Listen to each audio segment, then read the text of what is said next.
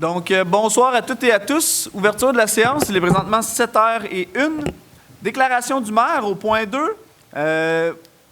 J'espère que vous avez passé une belle Saint-Jean. J'espère que vous avez passé une belle fête du Canada.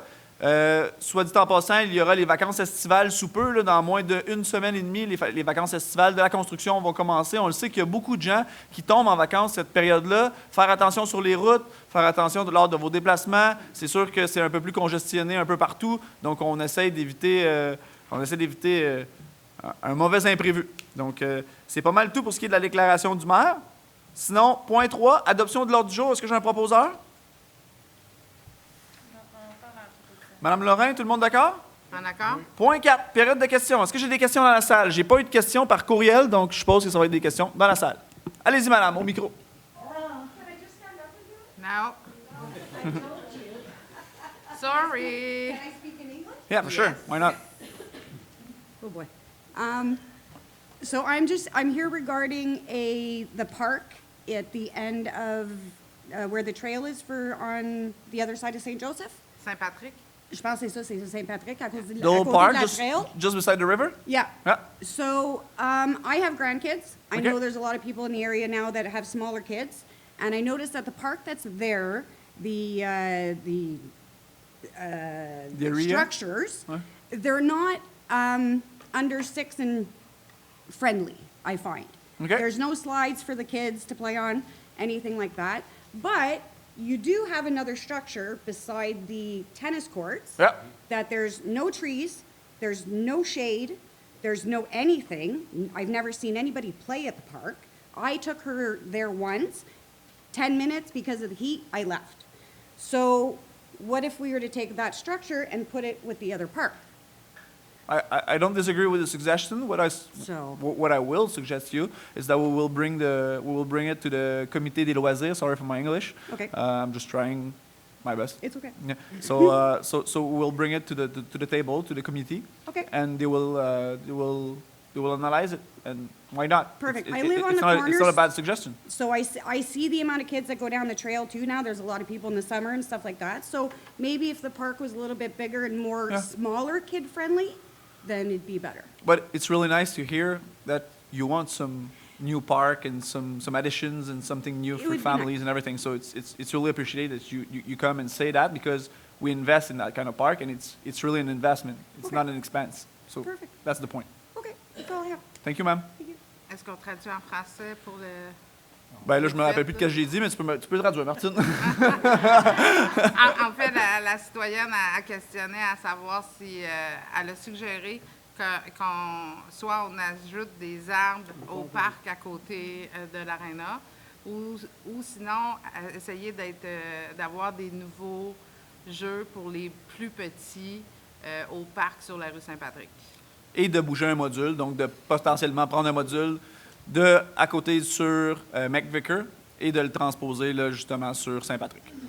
Fait que, dans le fond, puis vous, monsieur le maire, vous avez dit on a entendu Ouais. et on apporte ça au comité de loisirs. Et on le merci prend en de vous considération être parce que déplacé. c'est vrai que moi non plus, à part mon fils de 4 ans, je n'ai jamais vu personne jouer là. Ouais. Good. D'autres questions dans la salle? Allez-y, M. Clark. Oui, bonsoir. Bonsoir, M. Clark. Je voulais juste resensibiliser le monde, puis pour ceux qui ne sont pas au courant du Monte Clark, puis l'importance du pont qui s'est effondré sur le Monte Clark. C'est un enjeu très majeur. On a déjà travaillé avec vous autres et M. Brunet, appelé plusieurs conseillers. Je veux vraiment souligner le danger actuel du détour du Monte Worth en termes de côte, en termes de les chevals, les 4 roues, la poussière, le mauvais état de Monte Worth et le mauvais état de chemin de la carrière, et vraiment l'impossibilité pour nous, en tant qu'agriculteurs, d'agir sécuritairement puis à long terme d'exister en tant qu'entreprise agricole. Nous avons 200 quelques acres de maïs en silage qui vient à échéance grosso modo le 15 septembre. C'est 350 voyages qu'on doit faire en 5 jours. J'ai fait le calcul du détour, c'est 7500 km de détour que ça nous prendrait. Alors, je comprends que Pour la municipalité, c'est vu comme une importance. Pour nous, on le voit comme une urgence et un sinistre, et on demande vraiment que le monde soit vraiment au courant que c'est un sinistre. Nous, on le considère un sinistre. Dimanche, j'ai failli faucher un gars en cheval, en tracteur, sur la montée Wirt. On a beaucoup de close calls, là, si on peut dire, en faisant ça. On vient de parler de Saint-Joseph, c'est l'autre option qui est 2 km plus long, puis avec les speed bumps, c'est sûr que je ne veux pas passer en ville non plus. Mais pour nous, ça devient pas juste une inconvénience, la distance à contourner, mais une impossibilité. En ce moment, notre foin qu'on a fait l'autre bord, on a encouru plus de 400 km de détour pour faire notre foin. Il est entreposé chez un voisin pour l'instant. Et ça demeurera là. On a assez de bouffe pour notre troupeau, mais on a quand même des responsabilités en termes de troupeau. On a des responsabilités environnementales qu'on a quand même gérées à date pour le fumier, puis l'emplacement de fumier, puis juste voir jour au jour qu'est-ce qu'on fait, où qu'on épand, ces affaires-là. Puis on a aussi des employés qui sont mis en ligne de danger. Je pense aujourd'hui au chemin principal qui est fermé et le grand détour que s'il y aurait une ambulance ou un pompier qui aurait besoin de venir chez nous. J'avais eu quelque chose hier soir, j'avais eu un peu d'acide sur moi, puis là, ça m'a fait allumer. Hey, si c'était vraiment plus grave que ça, combien de temps que j'aurais à souffrir, attendre une ambulance à ce besoin-là? Ou si on avait un feu, c'est très important. Fait que je veux vraiment souligner que c'est un sinistre, que c'est une urgence et que ce n'est pas juste une importance, et juste de vous demander de vraiment pousser le plus possible. Puis le temps file en ce moment pour nous parce que le 15 septembre, on a besoin d'une solution. Ce n'est pas quelque chose qu'on peut repousser d'un mois. L'ensilage, quand c'est prêt, c'est prêt. On ne peut pas l'entreposer nulle part ailleurs non plus. Il y a 5 à 6 000 tonnes qui sont à l'autre bord de la rivière, puis ça nous prend une solution le plus tôt possible. Mais M. Clark, puis j'entends tout ce que vous dites, là. Je pense que vous avez eu une belle collaboration de la Ville, là. Je pense que vous pouvez en témoigner, là. Je pense qu'on a réagi sur le piton assez vite, là, pour... j'aime pas ça dire des choses comme ça, mais pour une ville, je pense qu'on n'est pas une entreprise privée, là. Je pense qu'on a réagi assez vite. Je pense que vous avez une belle collaboration avec les travaux publics, avec le directeur général. Les élus ont répondu présent, dont l'élu de votre district, qui est M. Rowland. Je pense qu'il est plus que présent, M. Rowland aussi. C'est sûr qu'on, depuis le début, là, depuis que c'est un pont temporaire, le dossier est pris au sérieux. Là, avec le sinistre qui vient d'avoir lieu, là, nous, on fait tout ce qui est dans notre pouvoir pour accentuer, pour accélérer le dossier, parce qu'on le sait que c'est une importance capitale, là. Donc, ça n'affecte pas juste vous, mais plusieurs entreprises agricoles de la région. Fait que c'est pas juste vous. Fait que oui, effectivement, on le prend très au sérieux, pas juste comme une autre urgence, là, parce que les urgences, il y en a plusieurs à la ville de Brownsburg-Chatham. Fait qu'on le prend pas comme une autre urgence, on le prend vraiment comme une importance primordiale, honnêtement. Ouais. On a ouvert un dossier auprès de la sécurité civile pour le sinistre en soi, comme vous le mentionnez, parce que c'est ce que c'est un sinistre. Exact. Donc, on l'a ouvert à la sécurité municipale. Donc, le dossier, présentement, est ouvert et en cours et on le suit de très près. Malheureusement, on ne peut pas aller faire le travail pour les autres entités gouvernementales. Nous, notre travail est fait. À partir de là, aussitôt qu'on va pouvoir réinstaller un pont, vous allez pouvoir être sûr que ça va être discuté au conseil, il va y avoir des prix qui vont être établis, il va y avoir des montants, il va y avoir des analyses qui vont en ressortir. Pour l'instant, ce qu'on a pu voir comme chemin de détour, puis il n'y a pas juste vous, soit dit en passant, là, qui s'en est, je dis pas plein, là, mais j'essaie de trouver un autre mot, là, qui en a fait la mention, là, qui a pointé, qui a été imputé. Je vous donne un exemple.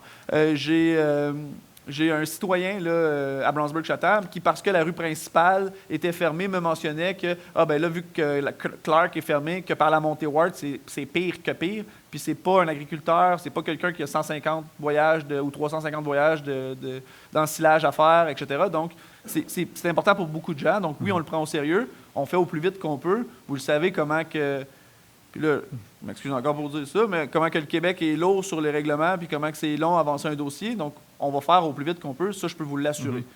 Pour ce qui est de la suite des choses, on a déjà mandaté un entrepreneur indépendant, le privé, pour aller faire l'élagage. Je ne sais pas c'est quoi le mot, je ne sais pas si vous comprenez le mot en français. L'élagage, c'est l'élargissement. En fait, on va couper toutes les branches de la montée Wirt pour au moins élargir. Pour ce qui est de votre...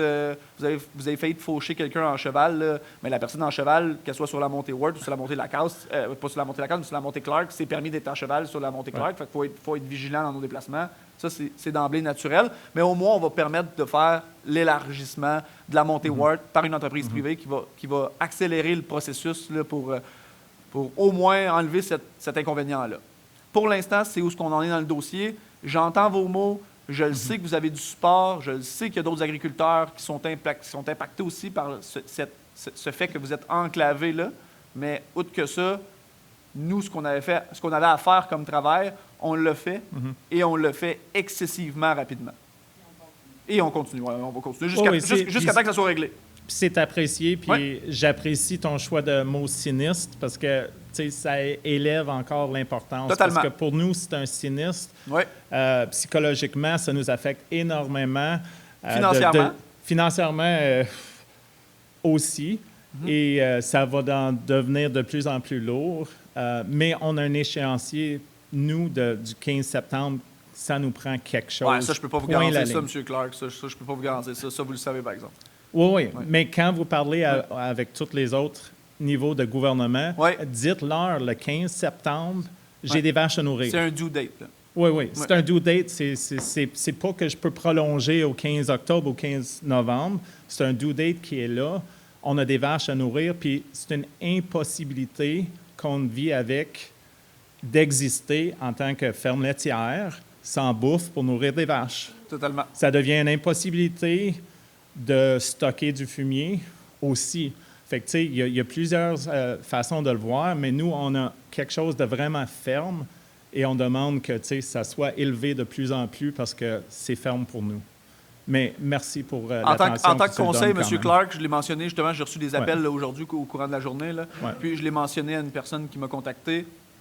Je me suis présenté la première fois en 2017, puis je le mentionnais déjà que je serais présent pour répondre, pour supporter les entreprises de notre coin, de notre région, puis je le ferai encore en 2026. Fait que, est-ce que vous avez notre support? Totalement. Est-ce que je peux vous garantir quelque chose? Absolument pas. Mais on va faire de notre mieux, ça, je peux vous le garantir. Non, parfait, merci. Merci, M. Clark. Est-ce que j'ai d'autres questions dans la salle?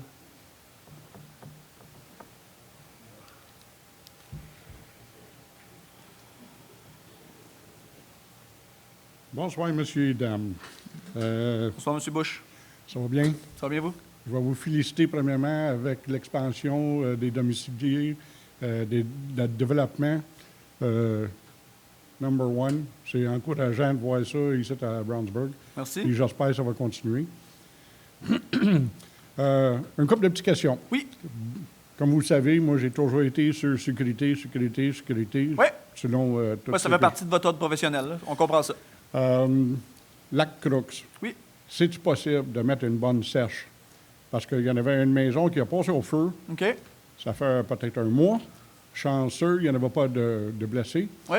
Par contre, le voyagement de 5 km minimum pour y aller remplir une citerne, aller-retour, ça prend du temps. C'est ça. Okay? On a déjà mis un à Delsville. Oui. Je le sais, c'est faisable. Nous, dans notre temps, on n'avait pas le temps ni de l'argent pour le faire. Ouais. C'est-tu possible? Est-ce que c'est possible? Présentement, je ne peux pas vous répondre. Est-ce que ça va être analysé au comité de sécurité? On a un comité de sécurité, soit dit en passant, M. Bush, si un jour vous voulez soumettre votre candidature, on va le soumettre au comité de sécurité assurément. Là. J'ai mis mon nom sur bien des comités, puis j'ai jamais eu de réponse de rien. Ah, désolé. Bien, c'est ça. Quand il voit M. Bush, c'est bon. Ouais, On va prendre l'autre. Je pense que c'est moi, je les mets directement dans le déchiqueteur. C'est ça. Deuxième question, avec le même service. On essaie du sarcasme. Y a-t-il une raison pour laquelle nos premiers répondants de véhicules ils étaient à la chute quasiment à tous les jours? J'ai pas de réponse pour ça non plus. La seule chose que je pourrais vous dire logiquement, c'est que la personne qui est de garde habite à la chute. Parce qu'on est un genre d'Argenteuil. As-tu une réponse, JF? Je n'ai pas pour elle. Bien, la réponse que je peux vous dire, c'est qu'on est toujours en entraide, souvent sur des appels à la chute. Puis des fois, compte tenu maintenant que la manière que la chute a fait leurs effectifs d'incendie, on n'a plus nécessairement besoin qu'on envoie 4 ou 5 pompiers, mais 2 suffit. Donc, nous, on garde notre équipe, mettons, de 4-5 pompiers en caserne, et on envoie l'équipe de 2 qui va aller comme compléter ce qu'ils ont besoin de la chute. Donc, c'est pour ça qu'il y a beaucoup d'appels, soit des alarmes incendies, des choses comme ça. Donc, c'est pour ça que vous voyez souvent ce camion-là, parce qu'on peut en envoyer juste 2, on peut envoyer le gros camion avec 5 pompiers. C'est pour ça que vous le voyez souvent. C'est beau, parce que j'en ai eu des comebacks en disant, notre sécurité, ben, on avait des premiers répondants, on les paye pour les autres, puis ils sont à la chute, ils sont 15 minutes plus loin. Ouais. C'est bon. Ben, on est une grande région, Argentin, fait qu'on s'entraide un peu toutes naturellement, là, que ce soit Granville, Granville-sur-la-Rouge, Brownsburg, La Chute, Saint-André. Ah ouais. C'est toujours des villes qui sont tenues, surtout sur le terme de sécurité, comme vous le mentionnez. Merci, JF, pour la précision. Honnêtement, j'en avais aucune idée. Mais c'est important de le préciser. Merci d'avoir amené le point. Mais non, il y a souvent les entraides. Là. C'est des échanges de partenariat, si vous voulez. Déneigement. Oui. Cette année, là. En plein c'était été, au mois de juillet, vous me parlez de déneigement? C'est... OK. Oui, OK. parce que je le sais, vous êtes en train de renégocier pour l'hiver. Mais là, quand vous allez venir nous voir en novembre, vous n'allez pas me parler du mois de juillet. Là. Ah oui, OK. pas grave. Je vous agace, M. Bush, allez-y. C'est Noël des campeurs. Ouais. Oui. On a eu bien de la misère avec le déneigement dans notre secteur. Beaucoup. Des autobus scolaires, ils n'étaient pas capables de monter, ils n'étaient pas capables de descendre. Les déneigeurs passaient après des autobus scolaires. Là, cette année, je m'excuse encore, ça tombait comme bien proche parce que j'ai mon petit-fils chez nous. C'est moi qui l'amène jusqu'au coin, il embarque sur l'autobus, puis quand il n'est pas capable de monter puis descendre en sécurité, je prends ça au cœur. J'ai fait bien des plaintes. Tout le monde sait que je fais bien des plaintes. Oh, des requêtes, on va dire des Ah requêtes. ouais, à l'hôtel de ville, il voit mon numéro, oui, M. Bush. Tu sais, je n'ai même pas obligé de m'annoncer. C'est bien beau que Saint-Clair y est nettoyé, mais des petites rues transversales, là, on a eu bien de la misère cet hiver, l'année passée. C'est possible de lancer un commentaire aux contracteurs cette année, si possible? Honnêtement, oui, on va le faire. C'est filmé, là. Oui, on va le faire. Puis j'ai déjà au moins, 4 à 8 courriels pour le prouver qu'on l'a déjà fait, noir sur blanc. Fait que, mais oui, ça va être fait. Puis on va s'assurer que cette année, que ça soit plus adéquat. C'est sûr qu'on ne peut pas gérer quand même le type de tempête qu'il y a. Là, il y a certaines tempêtes qui sont moins gérables que d'autres, vous comprendrez. Des fois, quand il neige 50 cm, puis le tu territoire n'essaies est pas d'aller grand, chercher une tranche de pain au maxi. Là. Oui. Puis le territoire est très grand, je suis au courant de tout ça. Totalement. Oui, mais oui, ça va être fait, M. Bush. Puis je suis d'accord avec vous. Oui. Là, travaux publics, eux autres, ils m'aiment. Ah, Caroline, ils m'aiment. Monsieur Brunet, je vous ai envoyé un papier, le premier, pour nos chemins qui étaient en bout. Quand le camion de vidange y passait, ça calait à peu près ça dans le chemin, parce que ça fait longtemps qu'on n'a pas eu de garnotte. Monsieur Brunet, effectivement, il a envoyé la demande de suite aux travaux publics. Les dommages ont été pris bien vite. J'ai eu une lettre du directeur des travaux publics. On disait, ouais, mais on ne peut pas mettre de l'asphalte parce que c'est ça. Avec tous les prix, des chiffres et des longueurs, regarde, je n'ai pas demandé pour de l'asphalte. J'ai demandé pour avoir de la garnotte. Ça fait plus que 5 ans qu'on n'a pas eu. Puis, regarde, quand le charrue, il passe, Vous parlez de quelle rue, M. Bush? Là, on l'a eu. OK. Okay? Par contre, ça n'a pas été étendu. Alors là, j'étais obligé d'appeler le travaux publics. Il était fermé ce vendredi-là. J'ai été chanceux, j'ai tombé sur une demoiselle très, très, très sympathique. Elle a même sorti dehors, je les ai montré des photos au travail public. Puis cette journée-là, j'ai eu la gratte. Une semaine plus tard, on a eu d'autres voyages. Le 23, ils n'ont pas été étendus. Le 24, c'était une fête. Mais là, on s'est ramassé encore avec des débordements de roches dans notre chemin. Puis là, cette fois-ci, quand j'ai mis des commentaires, ben voyons donc, c'est une joke. Parce que, regarde, 1 fois, c'est bon, 2 fois, mais ça commence à être trop. 3 fois, mais ça aurait été moins poli. Mais je me suis fait répondre, votre lettre était comme sarcastique un petit peu. Mais quand il faut qu'on appelle, puis on appelle, puis on appelle, puis on appelle, mais là, à un moment donné, on est tanné d'appeler. Okay? J'ai eu la réponse, bon, ben ça prend du monde comme vous, M. Bush, pour nous dire quoi faire. Mais quand je vous dis qu'on a un problème, ça tombe sur des oreilles plus ou moins bons. Est-ce que vous me laissez complémenter, M. Bush? Est-ce que vous me laissez complémenter? Votre point, en fait, si c'est pour amener votre point, on l'a déjà eu, on comprend, concours de circonstances, l'erreur est humaine, il y a des gens qui travaillent, c'est des humains, c'est pas des robots, c'est pas des machines, qui travaillent avec des machines, mais c'est pas des machines. Le chemin a été gradé, est-ce qu'il est parfait? Je connais pas ça, honnêtement. Je suis pas un gradeur de chemin. C'est pas mon domaine d'expertise. Moi, c'est la finance, mon domaine d'expertise. Rendu là, on fait confiance aux professionnels qui sont en place. Vous dites que c'est mal gradé. D'autres vont dire que c'est bien gradé. Honnêtement, M. Bush, on s'en remet à qui travaille le chemin. On a reçu votre commentaire. On a reçu vos requêtes, vos désarrois. puis on fait en sorte de faire de notre mieux pour régler la situation. Ça, on l'avait déjà eu. Fait que c'était pas nécessaire de venir nous le représenter pendant au moins 5 minutes, présentement. Fait que est-ce que vous avez un autre point que le chemin gradé de Patry-Chevreuil? Parce que s'il y a un autre problème, Ah, ouais. faites juste m'envoyer un petit texto, M. Bush, puis on va y aller. T'en veux-tu? Oui. Bon, il n'y a pas de trouble. Bon, Patry et Mérugier, le stop n'est pas visible. Il est croche. Le dos down n'est pas peinturé. On va monter le chemin encore un peu plus haut. Le chemin, l'allée centrale, il n'y en a plus d'asphalte. On est rendu au garnotte en dessous. On a eu de la peinture, ça fait deux jours. Le camion de peinture, il a passé par-dessus. C'est encore plus dur à voir cette craque-là qui est ça de profond. C'est dans le petit vallon où ce que les chevreuils passent. So, si un chevreuil sort de là, puis tu es en moto ou en bicycle à pédale ou en auto, tu ne le vois pas, cette maudite craque-là, tu fais ton virage, tu tombes là-dedans, ça va causer des accidents. Ça, est-ce que c'est des notes, M. Bush, qui ont été inscrites sur votre papier ou c'est toutes des requêtes qui ont été envoyées aux travaux publics directement? Parce que ce que je peux concevoir, c'est sûrement sur des irrégularités que vous avez Ben, ça, constatées sur les chemins. Ça, là. c'est pas des nouveaux que moi j'ai mis. Peut-être d'autres mondes, ils ont chialé pour ça. OK? Mais moi, tu veux savoir, moi, je vais vous en donner. Mais là, vous venez de nous les présenter à la séance du conseil du mardi soir du 1er du mois. Ça fait combien de temps que vous avez noté tout ça? Ouais. Ben, j'ai pas de temps pour toujours être ici pour vous talonner.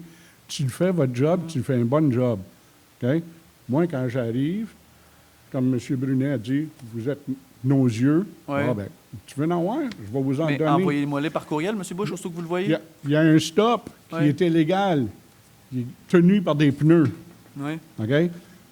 Un Non, ça, arrêt. c'est parce qu'il est bétonné. Ça, c'est Pardon? parce qu'il est bétonné. Faut pas se le faire voler. Ah, oui? Ouais.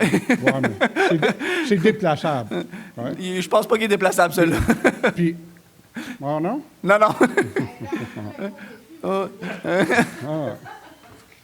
On vous a pas mis au défi. non, non. Monsieur le Bush, but, c'est Puis, à même une intersection, quand tu t'arrêtes l'hiver, 3 chars.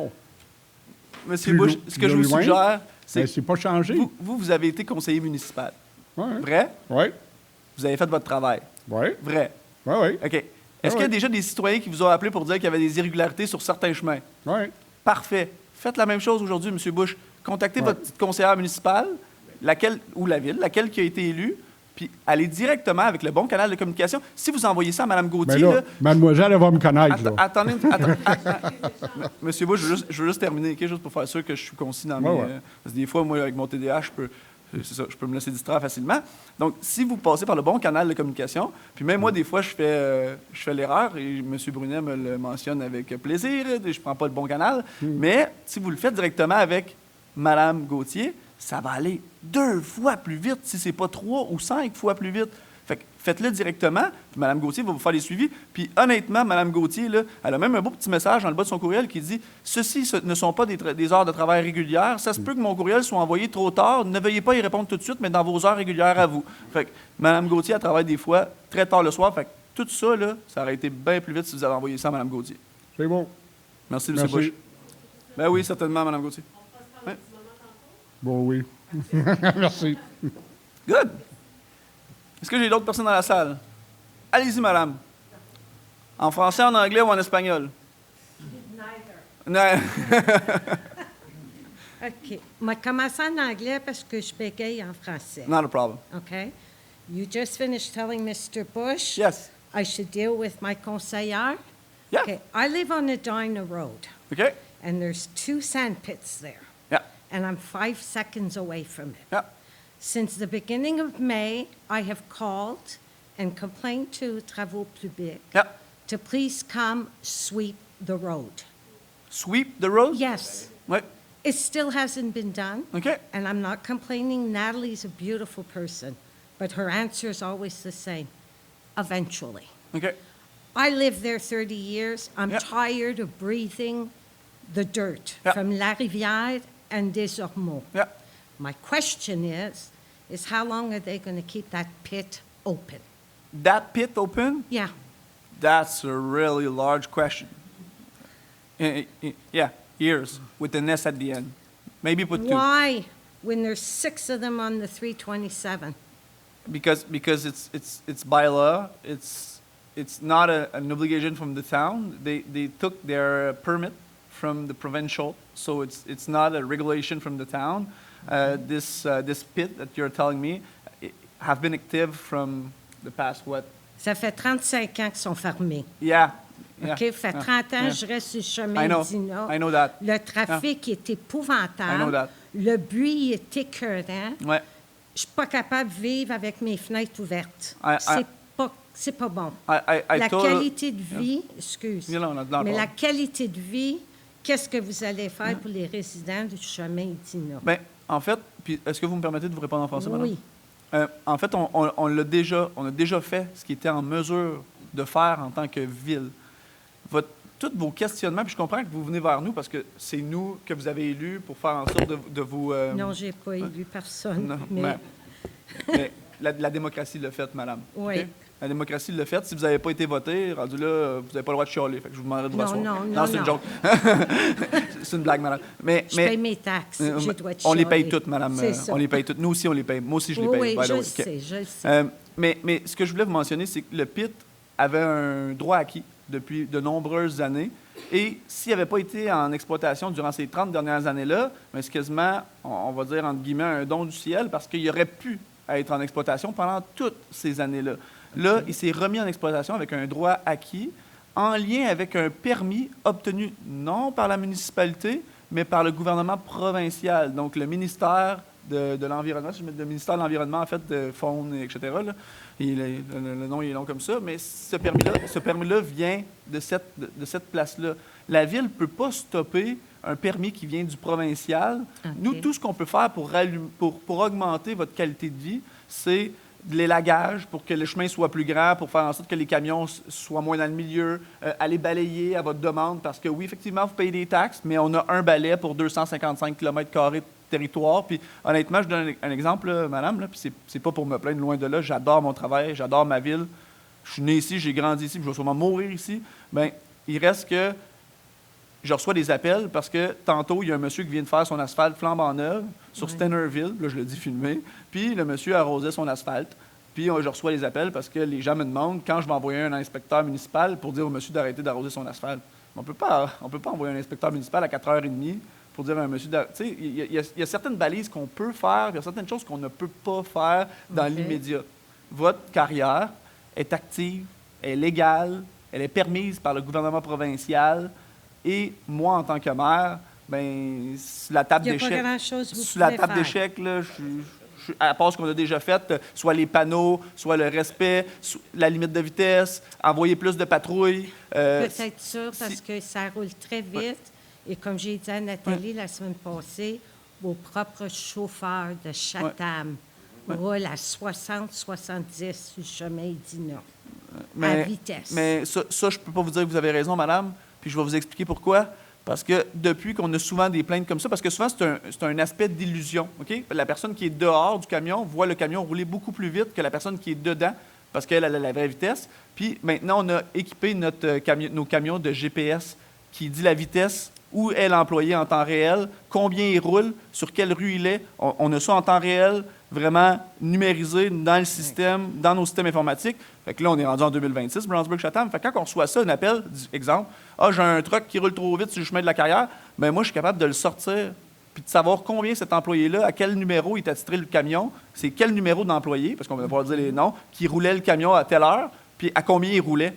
Ça, je peux le dire maintenant OK. parce qu'on a équipé dernièrement les camions Mais est-ce qu'il y a de moyen GPS. de faire quelque chose, de ralentir la vitesse? Ça roule trop vite. Mais comment vous faites Le pour dire que ça roule trafic trop est vite? épouvantable Ça, sur je le vous chemin. l'accorde. Ça, je vous l'accorde. Il dit non. Oui. C'est pas une qualité de vie. Ça, je vous l'accorde aussi, totalement. Puis, mais il faut faire quelque chose. Mais tout ce qu'on a Puis fait, en comme je tant l'ai que mentionné, on l'a citoyen, je ne fait. peux pas faire ça tout seul.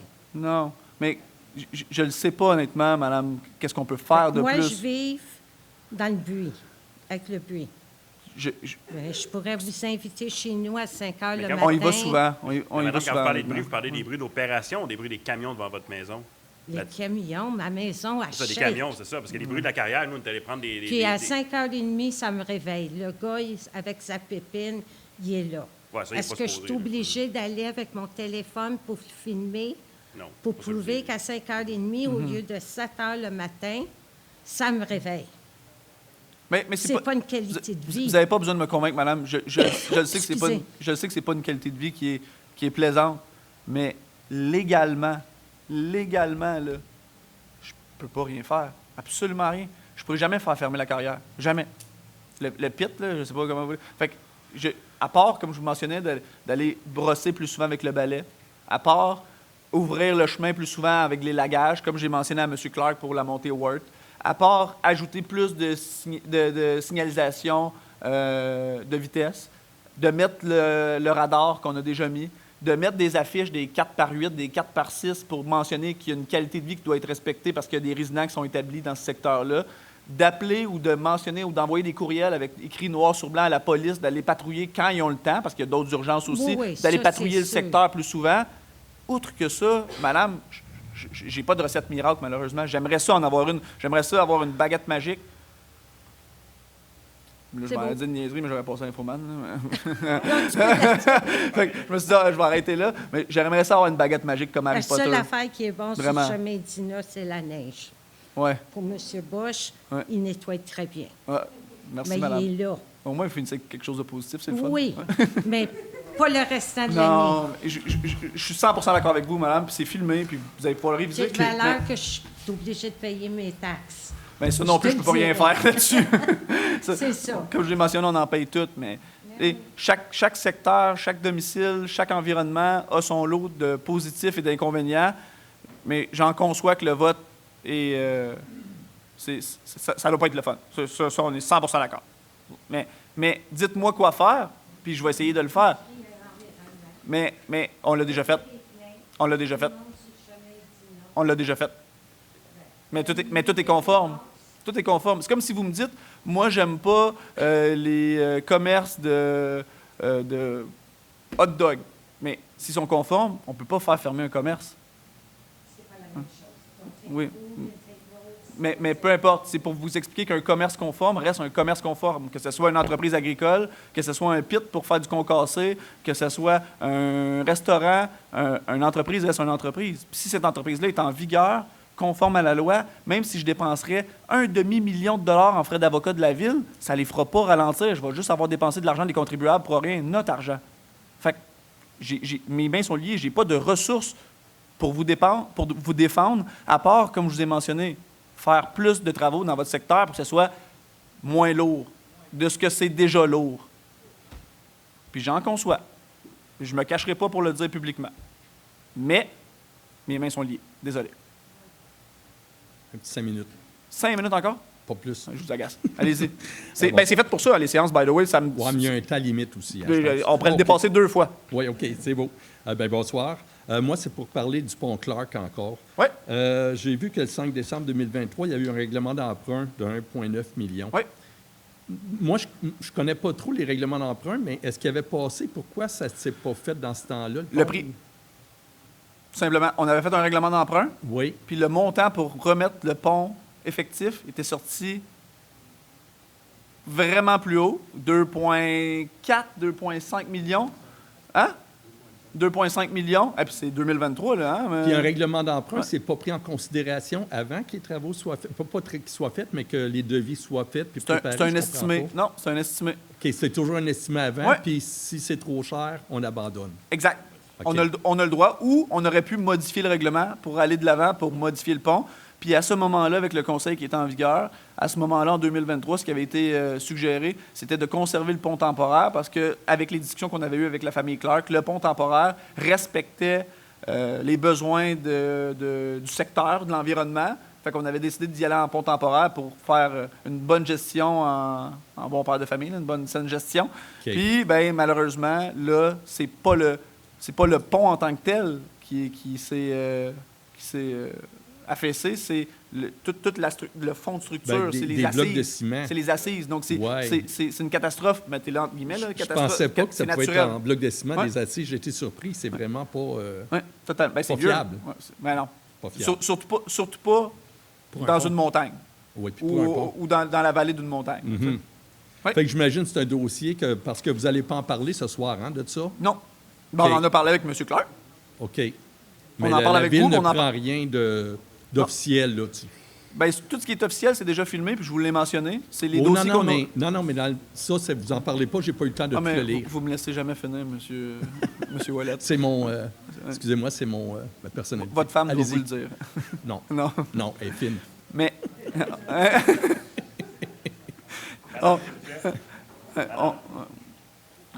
on, on l'a mentionné, il y a des dossiers qui ont été ouverts à la sécurité civile. Il y a des dossiers qui sont en cours avec le gouvernement provincial pour savoir quelle direction prendre, c'est quoi les coûts qui sont estimés, qu'est-ce qui va être exigé, puis pour respecter bien évidemment les normes environnementales. Donc présentement, on suit le dossier de très près, mais ça fait 1 semaine et demie, 2 semaines, voir là, que c'est arrivé. Puis la journée où c'est arrivé, le lendemain matin, la famille Clark ainsi que plusieurs autres alcooliques étaient dans les bureaux de la ville pour discuter des solutions possibles. Je comprends ce que Ouais. vous dites, mais habituellement, ça va toujours par résolution, mais pas ça. Non. Parce que Non. faut Ouais. que Là, ça je aille donnais vite. c'était un point d'information. C'est juste pour Ouais. ça, OK. Moi, je veux voir le 8.2, règlement, non, le point 8.2. 8 points En fin de d'attente, compte, pourquoi est-ce qu'on achète ce bâtiment-là avec le terrain déjà? Vas-y, commence, je vais complémenter au peu. 8.2. Ouais, mais je pense que vous avez posé la Ouais. question à l'autre séance, je n'étais pas là pour Oui, apporter c'était la pour précision, là. avoir une autre sortie, je pense, mais je ne Ben, suis pas sûr. C'est que la partie arrière de cette propriété-là, 207 principale, est à même à l'arrière de l'aréna et des Oui. 2 autres terrains qu'on possède en face de l'ancien Fifino, qui est la nouvelle boulangerie maintenant qui va ouvrir sous peu. Pour ce qui est de la bâtisse, on est d'accord en réflexion, à savoir qu'est-ce qu'on va faire avec. On se donne un temps de réflexion. On a déjà quelque chose qu'on analyse avec quelqu'un qu'on ne peut pas mentionner, mais qui est un besoin dans la communauté. Qu'on a déjà quelqu'un qui s'est pourtant intéressé à ouvrir quelque chose là qui est nécessaire à la ville. Je peux pas prendre plus de- Excessivement nécessaire. on va donner plus de détails, mais on a déjà quelque chose qu'on regarde. Si jamais cela ne fonctionne pas, on va regarder d'autres avenues. Et pour le moment, ce qu'on avait réellement besoin, c'est le stationnement à l'arrière, parce que c'est là qu'on va construire le nouveau stationnement public qu'on a besoin au centre-ville, parce qu'il y a un besoin de stationnement au centre-ville. Il y a beaucoup de plus en plus de logements, moins en moins de stationnement. Donc, on va faire... oui, j'ai-tu dit quelque chose de croche? Non, non, c'est pas ça, c'est parce que j'attends, parce que j'étais pour vous couper. ouais. Donc, c'est surtout pour la partie arrière qu'on a besoin du terrain. Pour la bâtisse, comme je vous dis, on a un projet qu'on regarde actuellement. Sinon, on va réfléchir tout le monde ensemble à ce qu'on veut faire avec le bâtiment. Pourquoi pour aller à l'expropriation? On n'aurait pas, ça aurait coûté le même prix, M. Ouellet, puis ça aurait coûté des frais d'avocat en plus. On s'est entendu, on a une évaluation qui a été passée par un évaluateur agréé. C'est le prix qui est ressorti dans l'évaluation. Fait que je vous dis, on est ressorti avec le même prix, plus des frais de 30 000 $ d'avocat. Ça n'aurait pas été, encore une fois, un bon... Une bonne gestion. exact. OK. Oui, on a arrêté avec un évaluateur, même chose. Le même montant, c'est sorti en expropriation, plus les frais d'avocat. Mais on n'aurait pas eu besoin d'acheter la bâtisse en l'expropriant. Juste le terrain. Mais si je vous dis qu'on a un projet structurant, je ne peux pas vous parler, attendez de voir dans quelques mois si ça fonctionne. Vous allez OK. comprendre pourquoi on l'a acheté. Mais je peux pas faire ça, M. Ouellet. Pourquoi? Ben, je peux pas exproprier un entrepreneur de la région qui a bâti Brownsburg-Chatham parce que je veux sa bâtisse pour... Puis je le swipe dehors, je donne Ah, il y a rien des pantoute. producteurs qui se font exproprier, hein? Oh mon Dieu Seigneur, c'est vraiment pas mon style de... C'est dernier recours. Z passé si on a passé 2 fois l'alphabet. Là. OK. Impossible. Mais non. OK. Mais non. Mais non, c'est vraiment pas le choix. Là.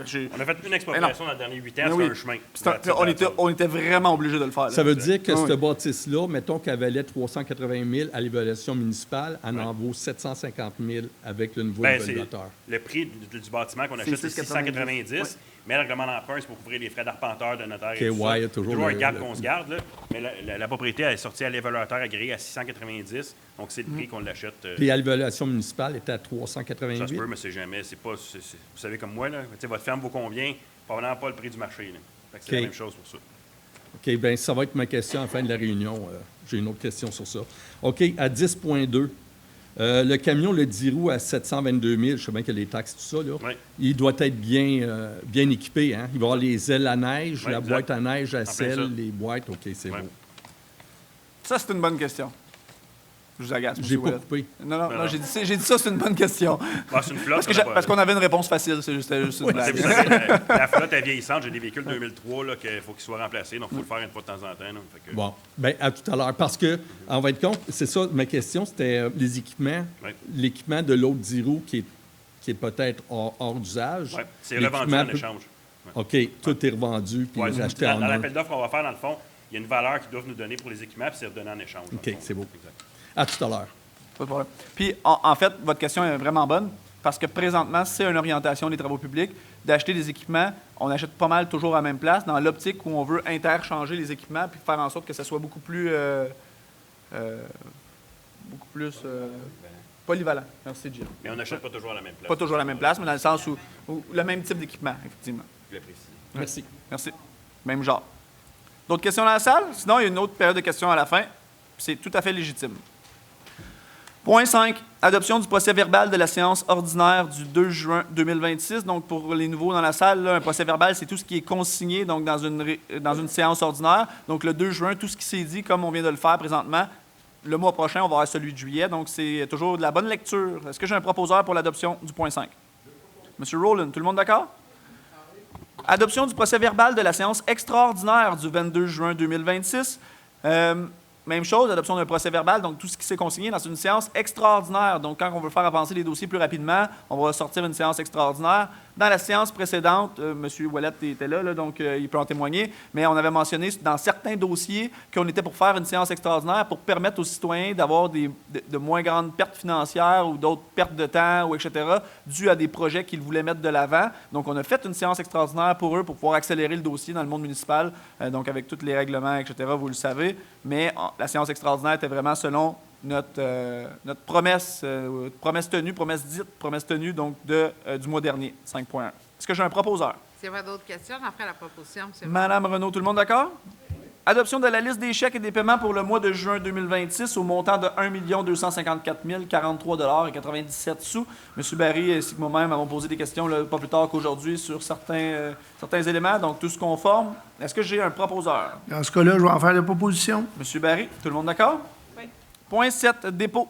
7.1, rapport. Donc, ce sont des dépôts. Donc, encore une fois, pour les nouveaux, je dépose de l'information. Donc, c'est toute de l'information qui est accessible à l'entièreté de la population, donc à l'entièreté de la communauté. Rapport mensuel du développement de l'aménagement du territoire, donc un dépôt. Valeur au cours du mois de mai 2026, 16 977 019 $.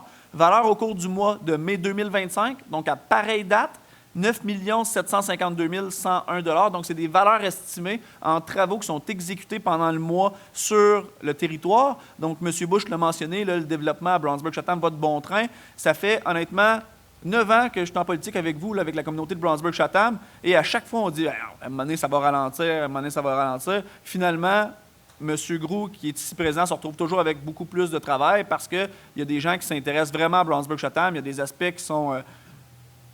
je dirais pas négligés, mais il y a des aspects qui ont été non exploités dans Brownsburg-Chatham depuis de nombreuses années. Puis on dirait qu'il y a une communauté d'entrepreneurs qui vient de se réveiller, là, qui dit « OK, Brownsburg-Chatham, c'est une place où on peut rendre ça dynamique. » Donc, c'est la raison pourquoi vous voyez qu'au mois de mai, qui était déjà élevé à 9 millions, bien là, on le double quasiment au mois de mai cette année à 16 millions.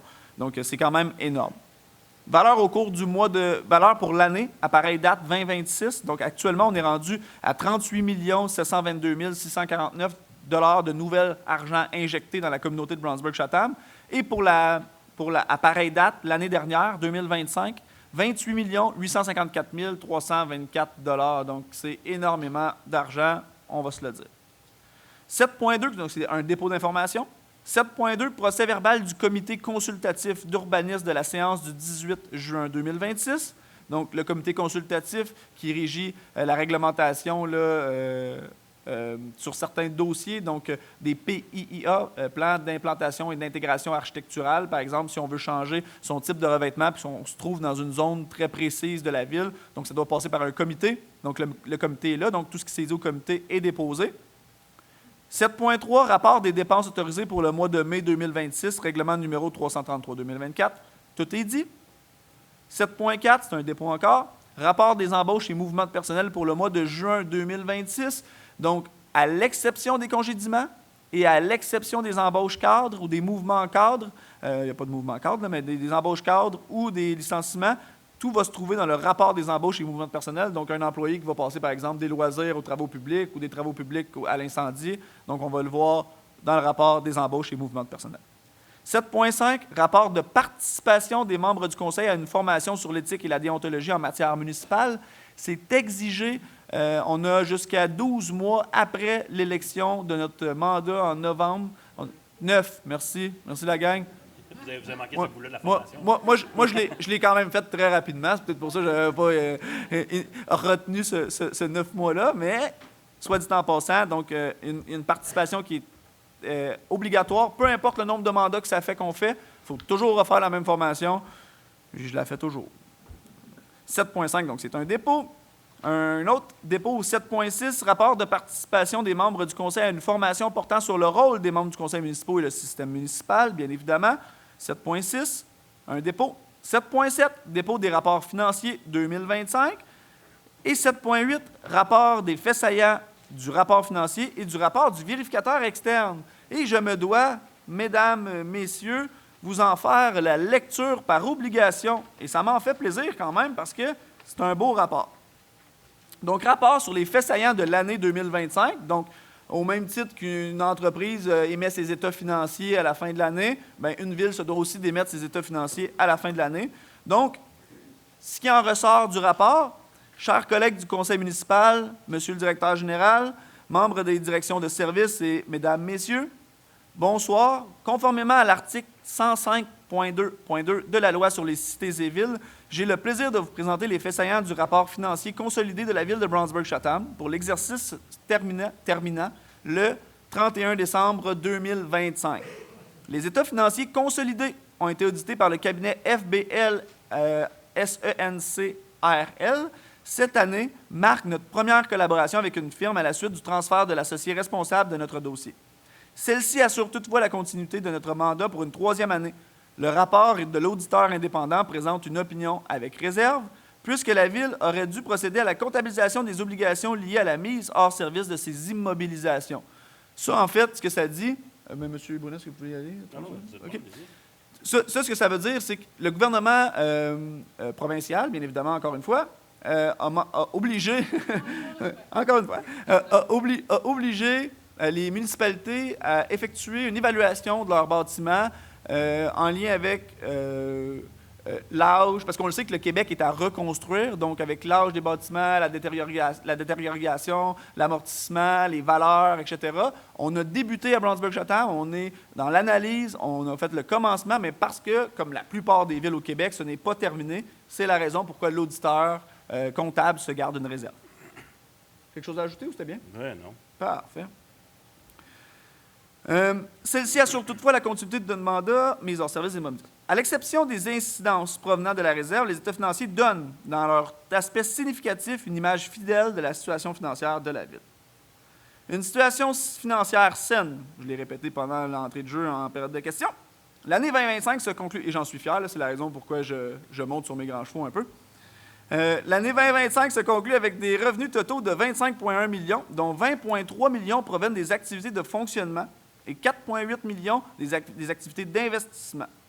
Les charges totalisent 21,5 millions, incluant une dépense d'amortissement de 2,7 millions, laquelle n'a pas d'impact sur les liquidités de la Ville. Au terme de l'exercice, la Ville enregistre un excédent des revenus sur les charges de 1,1 million.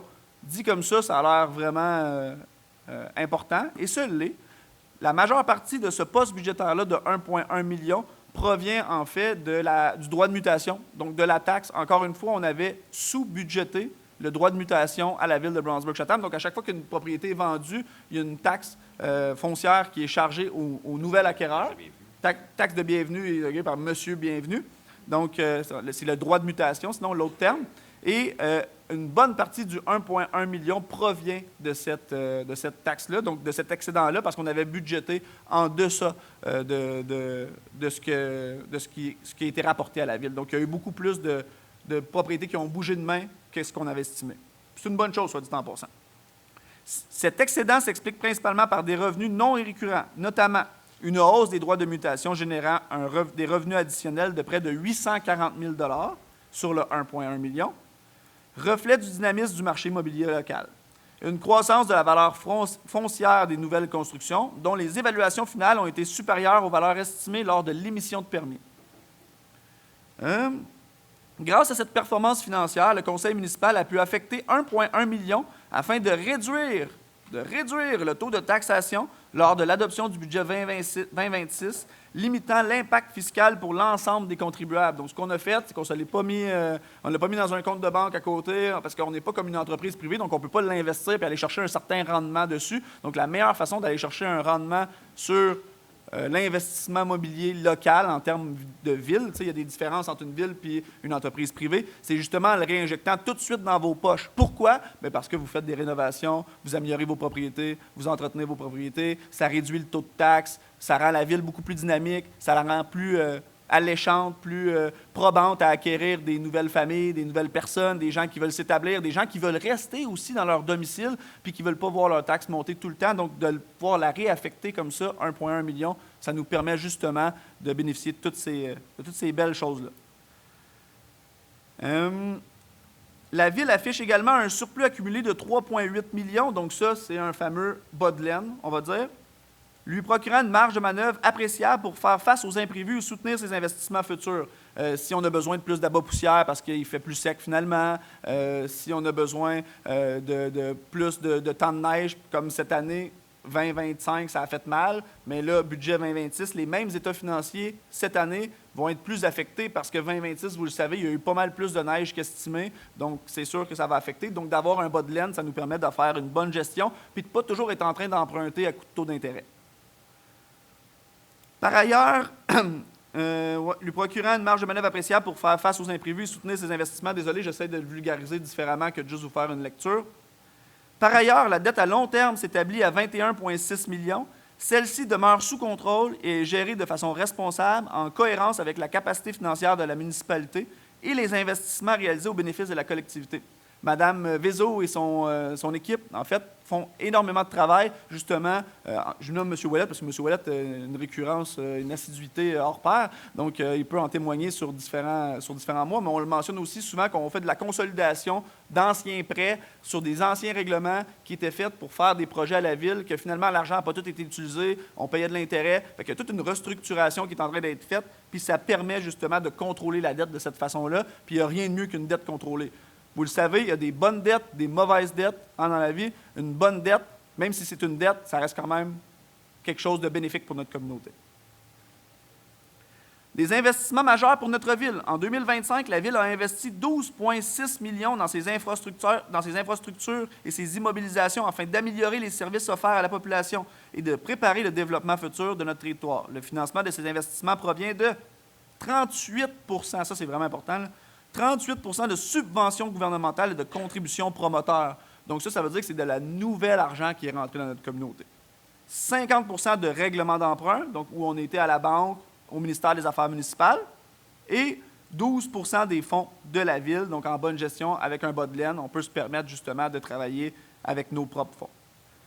Cette structure de financement nous permet de réaliser des projets majeurs tout en limitant la pression sur le compte de taxes. On ne vous dit pas là, ici qu'il n'y en a pas de pression. On le sait qu'il y en a une, on est conscient de ça. Mais ce qu'on dit, c'est qu'on essaye tout au plus de la limiter en jouant intelligemment avec l'argent.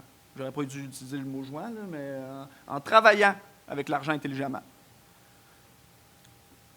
Parmi les principales réalisations de l'année, soulignons la poursuite de la construction de la nouvelle caserne incendie, le pavage du secteur du domaine Cadieux, la phase 2 de la réfection intérieure de l'aréna Gilles Lupien, qui est excessivement appréciée par la communauté, la construction du mur de soutènement de l'Hôtel de Ville, l'acquisition de l'immeuble situé au 385 rue principale. Ça, c'est en 2025. Ces projets contribuent à maintenir des infrastructures sécuritaires, modernes et adaptées aux besoins de notre population. Une gestion responsable tournée vers l'avenir. On le dit toujours, hein? En termes de conseil municipal, on ne pense jamais à court terme. On ne pense jamais à aller piger dans le bas de laine pour faire en sorte de diminuer votre compte de taxes, pour faire en sorte que tout le monde nous aime, puis faire en sorte qu'on soit voté et qu'on soit réélu, parce que ce n'est pas la façon de faire. C'est pas la façon de travailler si on veut une communauté saine. Ce qu'il faut regarder, c'est qu'on regarde 50 ans en avant, on fait comme les entreprises agricoles, puis on regarde 3 générations plus loin, minimum. Le conseil municipal poursuit une approche fondée sur une saine gestion des finances publiques. Nos priorités demeurent les mêmes. Maintenir une dette sous contrôle, investir dans le renouvellement de nos infrastructures, que ce soit des loaders, des pelles, de l'équipement qui fonctionne pour servir la population. C'est pas sexy de dire ça, mais que ce soit l'aqueduc, l'égout sous terre, qui avant que ça devienne trop archaïque, bien, de faire des réflexions, d'aller petit bout par petit bout, de faire des analyses, puis de les changer, puis de les améliorer, puis de les mettre aux normes, puis de les mettre en date du jour avec les bons matériaux. C'est pas le fun, ça, parce que ça paraît pas. Ça paraît la journée où c'est fait dans votre rue, mais après ça, il n'y a plus personne qui le voit, mais il faut que ça soit fait.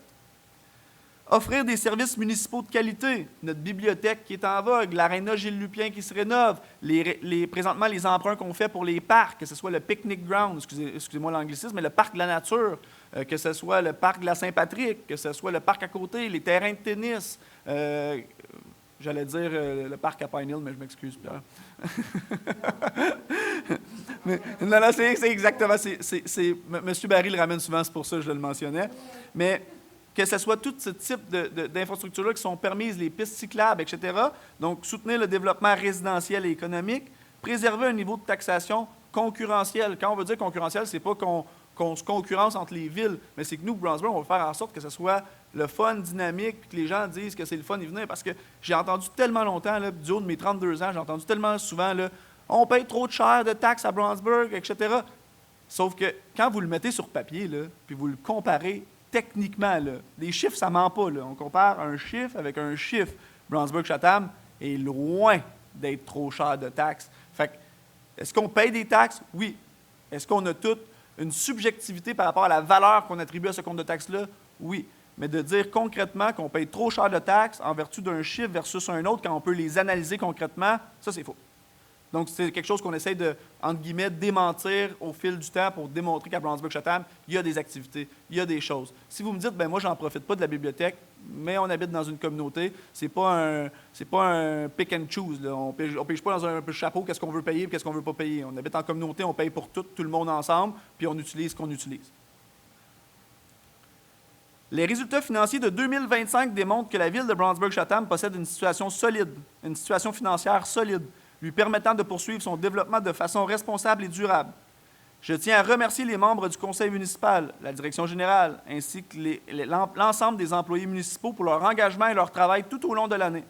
Enfin, le rapport financier consolidé, outre les évaluations de nos bâtiments qui restent à pourvoir, le rapport de l'auditeur indépendant ainsi que le présent rapport des faits saillants seront disponibles sur le site Internet de la Ville conformément aux dispositions de la loi sur les cités et villes. On n'est pas sur les cantons, les municipalités, on est vraiment régi sous la loi des cités et villes. Donc, il y a une nuance à faire. Monsieur Rowland, est-ce que vous voulez peut-être énumérer, là, quand on est rentré en poste en 2017, le bas de laine de la ville de Brownsburg-Chatham se chiffrait à 25 000 $. Aujourd'hui, on est à 3,8 millions avec une saine gestion, avec un rééquilibrage des dettes financières, avec un amalgame de fait en sorte qu'on a restructuré tout ce qui est emprunt à court terme, moyen terme ou long terme. Donc, on a vraiment beaucoup travaillé. Ça, c'est des choses que vous ne voyez pas dans le journalier, là, dans le day-to-day. Encore une fois, excusez-moi l'anglicisme, mais on le fait concrètement à la ville. Puis, comme je mentionnais à M. Bush, grader des chemins, oh mon Dieu que ce n'est pas mon domaine, mais la finance, ça, par exemple, je ne suis pas gêné d'en parler. Donc, je vous remercie de votre attention. Donc, c'était tout. Si vous avez des questions, ça va me faire plaisir, honnêtement, d'y répondre à la deuxième période de questions. C'est toujours bien plaisant de pouvoir dire qu'on a une belle situation financière en tant que municipalité, surtout qu'on a, en termes de territoire, la moitié de l'île de Montréal à couvrir, hein, de Pine Hill à la route des Outaouais. Donc, ça fait quand même une très grande gestion. Donc, c'est la raison pour laquelle je disais à madame qu'avec un balai, si on avait fait une bonne gestion ultérieurement, puis qu'on avait 2 balais, bien, on pourrait en avoir un sur la route des Outaouais puis un à Pine Hill sur chemin Dina en même temps. Mais là, malheureusement, on en a un. Fait que si c'est sur la route des Outaouais, je ne peux pas l'envoyer au chemin Dina. Donc, c'est un peu l'inconvénient qu'on possède. Qu'est-ce que vous voulez dire? Que ça prend 3 mois. Oui, on a beaucoup de rues, madame. Ouais. Mais là, c'est sûr que c'est pire parce que vous avez le pit. Mais on reviendra à la deuxième période de questions. Monsieur Rowland. Juste pour rajouter à ça, le dette de la ville, c'est comme une hypothèque sur les gens. On dit qu'on a 20 millions de dettes, on a des actifs de 50-60 millions. Comme avoir une maison qui vaut 500 000 $, puis on a une hypothèque de 200 000 $. C'est des investissements qu'on fait qui sont investis dans notre communauté. Pour la communauté, effectivement. C'est pas la dette pour acheter des billets de l'auto. C'est la dette pour investir, pour bâtir des choses comme le bâtiment ici, comme la caserne, comme des équipements d'un nouveau raider. Il faut être capable de travailler bien avec nos équipements. Totalement. Merci, M. Rowland. Good. Donc, on revient à l'heure du jour. Donc, 7.7, 7.8, c'était le rapport, en fait, des faits saillants du rapport financier et du rapport du vérificateur externe. Donc, c'était tout ce qui était finance de la ville de Brownsburg-Chatham. Point 8, gestion et administration. 8.1. Adoption du règlement numéro 364-2026 concernant la circulation de certains véhicules hors route sur certains chemins et terrains municipaux et remplaçant le règlement numéro 279-2020. Donc, c'est un point qui a été présenté à la dernière séance du Conseil. Il y a eu une petite modification suivant la dernière séance, puisque malheureusement, en effet, suite au sinistre de la montée Clark, il a fallu qu'on déplace le sentier de VTT temporairement sur la montée Worth. Donc, c'est pourquoi on a modifié le règlement pour rajouter la montée Worth dans le chemin du Club Quad, dans le fond, sur notre territoire. Donc, pour le reste, c'est identique à la dernière séance du Conseil. Et à cause de la montée Clark, ça l'ajoute, Monsieur Clark, ça l'ajoute justement à votre point qui mentionne qu'il y a un gros partage qui se crée présentement. Là. Est-ce que j'ai un proposeur pour le 8.1? Monsieur Galarneau, tout le monde d'accord? D'accord. Adoption 8.2. Adoption du règlement d'emprunt numéro 365-2026, autorisant l'acquisition de l'immeuble situé au 207 rue principale et décrétant un emprunt et une dépense de 750 000. Discussion que nous avons eue à la période de questions. Exactement. Donc, c'est identique à la dernière séance du Conseil également. On fait juste adopter le règlement ce soir. Donc, comme mentionné, on va réfléchir à ce qu'on va réaliser avec le bâtiment. On a déjà des projets en tête, mais c'est principalement le terrain qui nous intéressait dans le projet qu'on a de développement de ce secteur-là au centre-ville. Totalement. 8.2, est-ce que j'ai un proposeur? Oui, je vais en faire la proposition. M. Barry, tout le monde d'accord? D'accord. 8.3, adoption du règlement d'emprunt numéro 366-2026, autorisant l'aménagement du parc Héritage Cushing et décrétant un emprunt et une dépense de 1,2 million. Donc, même chose, projet qui a été présenté lors de la dernière séance du Conseil. Donc, on parle du parc qui va être aménagé dans le secteur du quartier Marina. Donc, c'est un parc riverain, donc qui va comprendre un peu plus de 1,5 km de sentier en bordure de la rivière des Outaouais. Si on le rappelle, sur le fameux terrain Hydro-Québec que la Ville a gardé, le 2/3 à des fins de conservation et d'aménagement d'un parc comme ça. Donc, tout le bord de l'eau sera public, ne sera pas privatisé. Donc, 1,5 km de sentier. Il va y avoir un terrain de tennis également qui va être construit. Il va y avoir un parc pour enfants, différentes aires de repos. Des stationnements visiteurs. Stationnement visiteur, c'est déjà sur la rue, ça, M. le maire. Il va y avoir des quais qui vont être aménagés aussi pour que les gens puissent accoster. Il n'y aura pas de descente de bateau, parce que c'est pas ce qu'on veut. C'est que les gens puissent venir profiter de ce parc-là. Il va y avoir d'autres quais également pour les gens qui vont mettre paddleboard, kayak, tout ça à l'eau. Donc, c'est vraiment un parc qui va bénéficier à l'ensemble de la communauté. Il y a de moins en moins de berges qui sont publiques à travers le Québec. Donc, c'est important pour le Conseil de conserver ce kilomètre-là de berges à toute la communauté. Donc, c'est ce qu'on va être fiers de faire au courant de l'année 2027. Donc, ce soir, on adopte le règlement d'emprunt pour la réalisation de ce parc majeur-là. Totalement. C'est de rendre accessible l'eau à l'entièreté de la communauté. C'est pas tout le monde qui peut se payer un bord de l'eau, justement. 8.3, est-ce que j'ai un proposeur? Monsieur Rowland, tout le monde d'accord? Oui. 8.4, demande au ministère de la Justice de désigner une élue à titre de célébrante compétente pour célébrer des mariages ou des unions civiles, et je nomme Mme Martine Renaud. Donc, Honnêtement... Pour ceux intéressés, ils vont pouvoir communiquer avec Mme Ladouceur et se marier soit avec M. Maurice ou Mme Renaud. Donc, on fait ça offre, exactement. On fait ça de notre plein gré. Puis là, j'ai fait comme M. Ouellet, je vous ai coupé M. Brunet. C'est pas la première fois. Non, mais c'est un service qui est quand même drôlement utilisé par beaucoup de citoyens qui souhaitent se marier par M. le maire. Ça arrive, mais oui. Donc, vous n'avez même pas idée du nombre de demandes que j'ai. Mme Ladouceur peut en témoigner. C'est incroyable. Puis honnêtement, je suis toujours satisfait de le faire. Malheureusement, je ne peux pas réserver tous mes samedis de l'été pour faire des célébrations de mariage. Donc, c'est la raison pour laquelle ma conjointe est pas tout le temps contente quand on est en camping à l'autre bout, puis il faut que je débarque dans une réunion de mariage pendant 15 minutes pour marier des gens. C'est une autre histoire. Donc, Mme Renaud vient m'assister là-dedans. Elle va pouvoir marier des gens. Honnêtement, c'est le fun de le faire. Puis le tarif est très, très, très, très bas. Donc, et au minimum permis par la loi. Donc, c'est un revenu, oui, pour la ville, mais on parle de quoi, Mme Ladouceur? On parle de 400 $? On parle de 400 $ là, pour faire la publication, le mariage, etc. Donc, c'est très abordable. C'est pas un service qu'on promouvoit, mais c'est possible. C'est Mme Gauthier. Sur le territoire de la ville, oui, très, très, très, très, très important. C'est sur le territoire de la ville de Brossard. Mario Labrador, là, c'est vraiment... Non, exact. Donc, ça veut dire que cette résolution est adoptée à l'unanimité par les conseillers qui sont présents ce soir. J'ai assez hâte de donner mes samedis à Mme Renaud. 8 points. Tout le monde d'accord? Oui. Yes! 8.5. Mise en disponibilité et acquisition de licences SQL et plans de migration vers les serveurs. Donc, c'est très technique. Donc, si on parle que le fonctionnement du serveur nécessite l'acquisition de licences SQL pour permettre l'accès au système par les utilisateurs, que deux options de licences qui sont disponibles, soit une licence par usager et une licence serveur. Donc, ce soir, le Conseil autorise la mise en disponibilité de montant de 8 000 pour toute la mise à jour, justement, et l'acquisition de licences SQL qui est nécessaire au bon fonctionnement. C'est usuel dans le quotidien de fonctionnement de nos appareils nos ordinateurs. 8.5, proposeur. Monsieur Rowland, tout le monde d'accord? Oui. 8.6, remplacement des résolutions 23-11-407 et 22-06-224, établissement de comité et nomination des membres. Voulez-vous l'expliquer, peut-être? En fait, Sans oui. faire la liste, mais vous pouvez expliquer Oui, quand même. totalement, totalement. En fait, c'est tous les comités qui sont à la ville, que ce soit comité consultatif d'urbanisme, que ce soit comité loisirs, que ce soit comité d'aménagement, que ce soit comité agricole, que ce soit... y a-t-il quelqu'un d'autre qui en a... Sécurité, oui, on l'a mentionné. Finances, exactement, ressources humaines. Il y a plusieurs comités où des petits plans de travail sont créés. Donc, les mêmes documents là, sont analysés plusieurs fois par les mêmes élus. Donc, ces comités-là sont nommés un peu plus tard dans le mandat. On était élus en novembre, donc sont nommés en juillet. La raison est la suivante, c'est qu'on travaillait déjà en équipe, donc on était toujours tous présents. Puis même tout le monde qui est ici s'est rendu disponible de jour pour travailler dans le jour ensemble. Donc, c'est ce qui est possible. Si nous avions eu un élu, par exemple, qui n'aurait pas été disponible de jour, on aurait fait quand même toutes les séances de soir comme c'était préalablement. Mais là, on peut le faire de jour, donc ça l'accentue le nombre d'heures de travail. Fait qu'on a plus d'heures de travail, donc on les faisait toutes ensemble. Et parce que j'avais un caprice en tant que maire, j'essayais de trouver, je trouvais que les comités, ça devenait lourd. Parce que ce soit à la MRC d'Argenteuil, que ce soit à la ville, puis ça c'est subjectif, là, c'est mon opinion personnelle. Que ce soit à la ville, que ce soit à la MRC d'Argenteuil, que ce soit dans les diverses organisations, que ce soit en administration.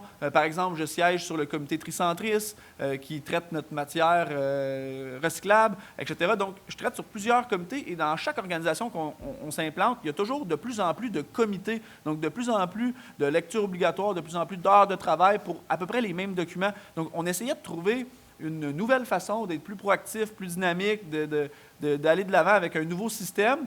Et faute d'échouer, hein, parce qu'on ne réussit pas tout le temps dans la vie, donc on n'a pas trouvé de nouveau système qui permettait que tous les membres du conseil soient impliqués, qu'ils soient au courant de tous les dossiers, etc. Donc, la raison pour laquelle on ramène un peu la façon, selon moi, subjectivement encore une fois, archaïque, de créer des comités pour qu'on puisse travailler sur différents dossiers. Fait que c'est à peu près ça, de long en large. En voulant augmenter l'efficience. En voulant augmenter, mon objectif, c'était d'augmenter l'efficience, qu'on n'ait pas tout le temps 242 pages à lire une semaine avant les décisions.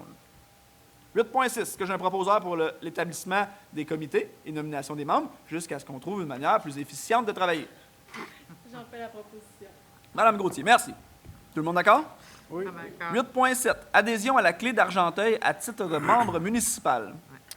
Donc, considérant que la Clé d'Argenteuil est un organisme à but non lucratif constitué afin de développer, construire, acquérir, rénover et exploiter des habitations et des milieux de vie sur le territoire de la MRC, dans le but d'offrir des logements à des ménages à faible revenu ou modestes, ainsi qu'à des personnes ayant des besoins particuliers en matière d'habitation. Donc, comme municipalité, on doit se mettre membre de cet organisme-là. Donc, c'est que le Conseil autorise l'adhésion à la Clé d'Argenteuil à titre de membre municipal et qu'il me désigne, moi, comme directeur général, pour désigner comme représentant la Ville auprès de l'organisme ou, en cas d'absence, M. Groux. Donc, si jamais je suis absent lors d'une rencontre de la Clé d'Argenteuil, M. Groux pourra me remplacer. 8.7, est-ce que j'ai un proposeur? Je propose. Tout le monde d'accord? En accord? M. Galarneau, tout le monde d'accord. 9.1, mise en disponibilité et autorisation de signature de la convention collective de travail de l'Association des pompiers de la ville de Brownsburg-Chatham. Une autre bonne nouvelle, ça aussi, c'était des contrats qui traînaient, que ce soit col bleu, col blanc, les pompiers, etc. C'était des contrats qui étaient dus depuis de nombreuses années et on est presque 100% à jour. Puis ça, c'est une bonne nouvelle. On est 100% à jour. Il reste les cadres. Ben, exemple. Donc, on se rappelle que le tribunal administratif du travail a rendu en date du 27 janvier 2025 une décision relative à la création du syndicat de l'Association des pompiers. Donc, c'est la première convention collective de l'Association des pompiers de Brownsburg-Chatham qu'on adopte ce soir. Donc, il y a des négociations qui ont été menées entre la Ville et l'Association depuis ce temps-là. On remercie d'ailleurs l'Association, puis c'était des négociations qui sont très bien déroulées, d'ouverture de part et d'autre à la table. Donc, calme, vous avez vu, respect. il n'y a pas eu de moyen de pression, pas rien. Donc, ça s'est super bien passé au niveau des deux parties à la table. Donc, on remercie l'association pour ça. En politique, on dit pas de nouvelles, bonne nouvelle. Dans le sens où si vous n'avez pas entendu parler dans les médias locaux, c'est que ça s'est bien passé. Donc, les deux parties en sont venues à une entente de principe en date du 13 mai 2026. C'est pourquoi c'est présenté ce soir pour adoption. Ça a également été présenté auprès des membres de l'Association des pompiers qui l'ont accepté à 86 %. Donc, en conséquence, le Conseil autorise d'entériner l'entente de principe qui est survenue entre la Ville et l'Association des pompiers de la Ville de Brownsburg-Chatham. et que cette approbation soit conditionnelle à la finalisation et à l'approbation des textes définitifs de la Convention.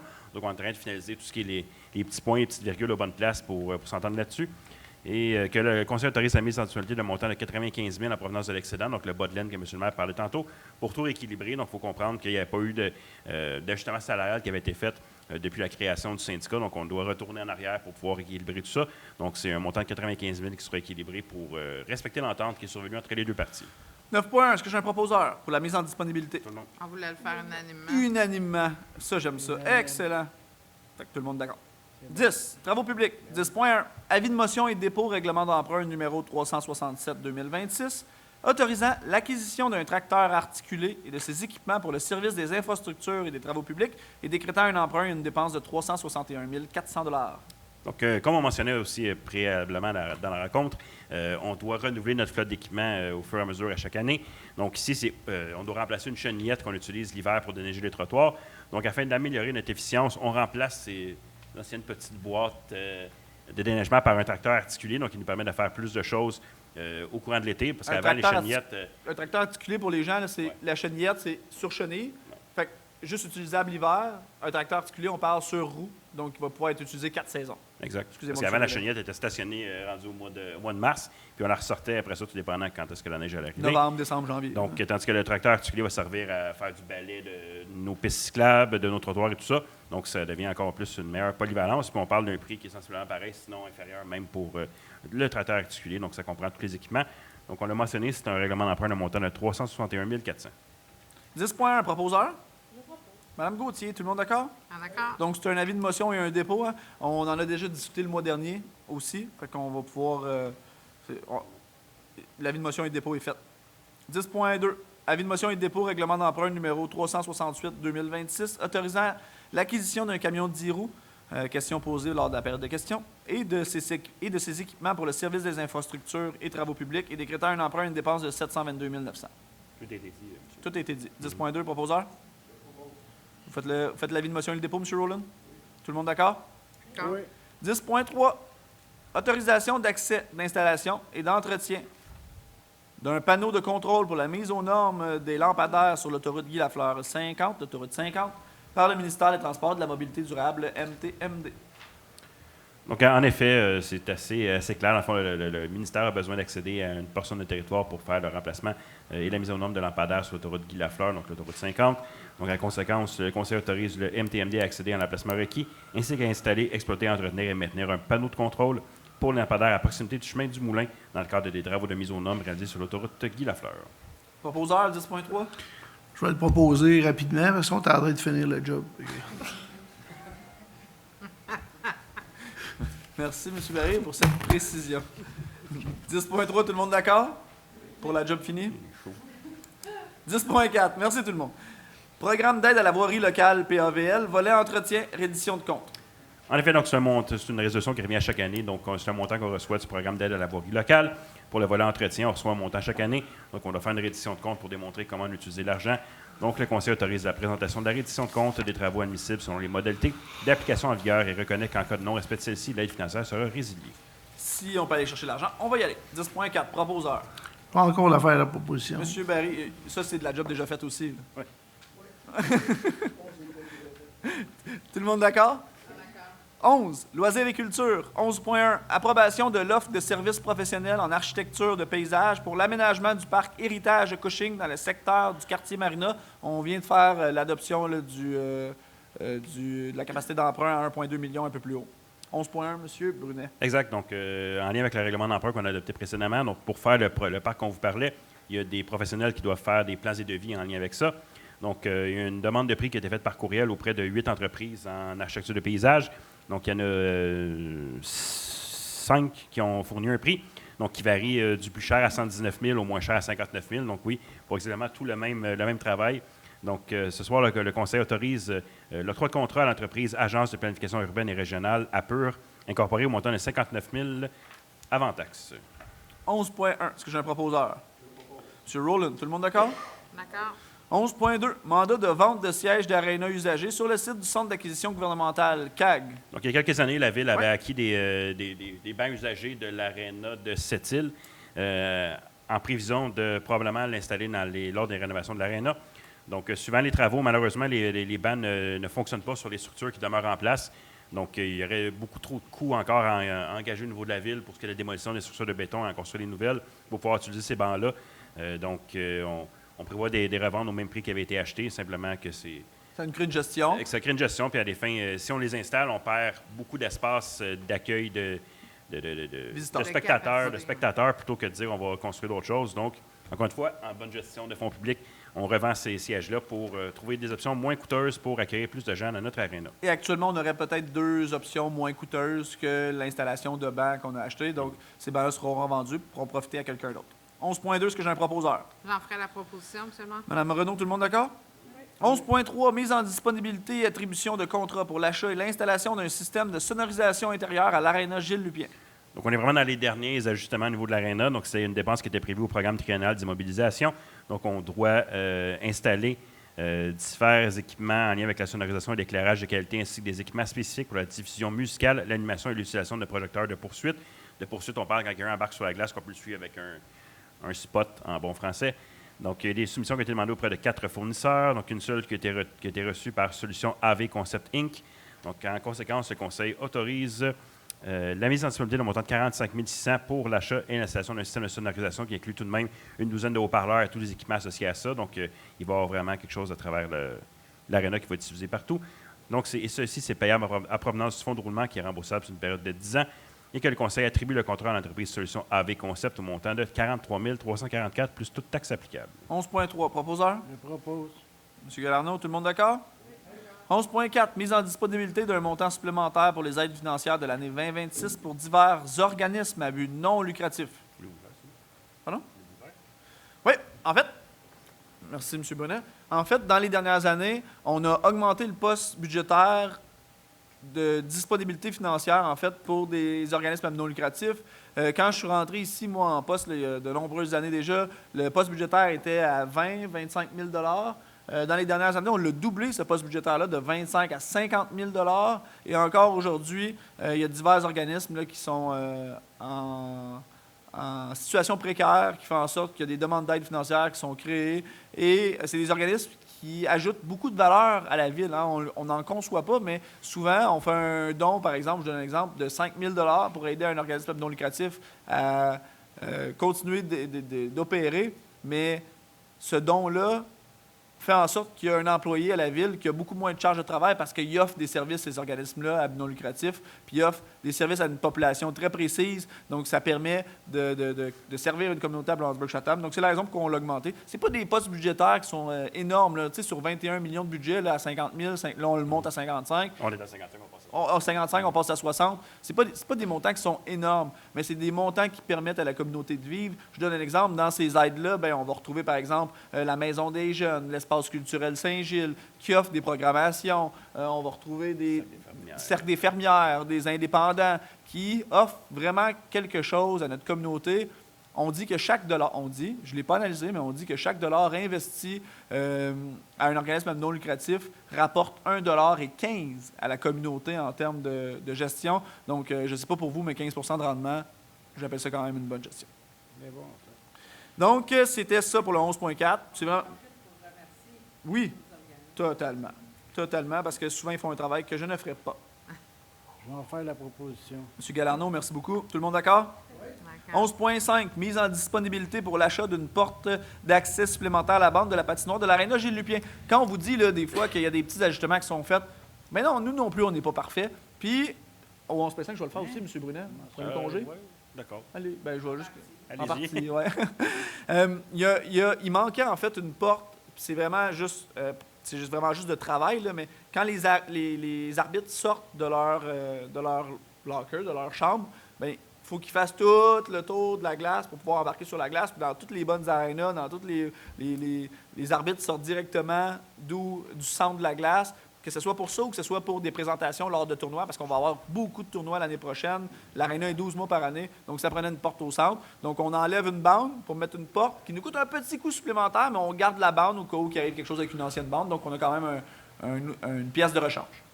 M. Brunet. Oui, on autorise de mettre en disponibilité 6 850 pour faire les travaux de remplacement de la bande par une bande avec une porte. C'est tout. 11.5. Est-ce que j'ai un proposeur? Je vais en faire la proposition. M. Barry, tout le monde d'accord? Oui. Vous l'avez fait plus que la proposition, M. Barry. Vous l'avez même... Montrer à part. Ouais, vous nous avez montré à la porte, exactement. 11.6.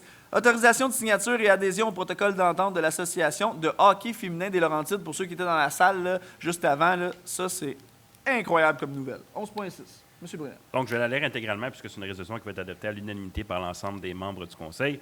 Donc, considérant qu'une entente est en vigueur depuis 2008 entre plusieurs municipalités des Laurentides et l'Association de hockey féminin des Laurentides, concernant l'utilisation des heures de glace pour les besoins du hockey féminin, considérant que le hockey féminin répond à un besoin réel de la communauté et qu'il est important de maintenir une structure permettant sa pratique sur le territoire des Laurentides, considérant que la Ville de Brunswick-Chatham souhaite favoriser l'accès de ses citoyennes au programme de hockey féminin offert dans la région, considérant que l'adhésion au protocole d'entente permettra aux joueuses de la Ville de Brunswick-Chatham de bénéficier d'un tarif préférentiel lors de leur inscription, considérant que la survie et le développement du hockey féminin passent par une approche régionale regroupant plusieurs municipalités partenaires, qu'il est important d'établir des paramètres précis de fonctionnement liant les principaux partenaires dans la poursuite des activités de hockey féminin sur le territoire des Laurentides.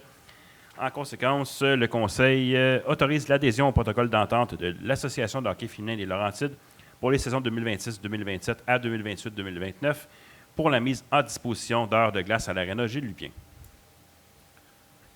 Je trouve ça vraiment le fun, honnêtement.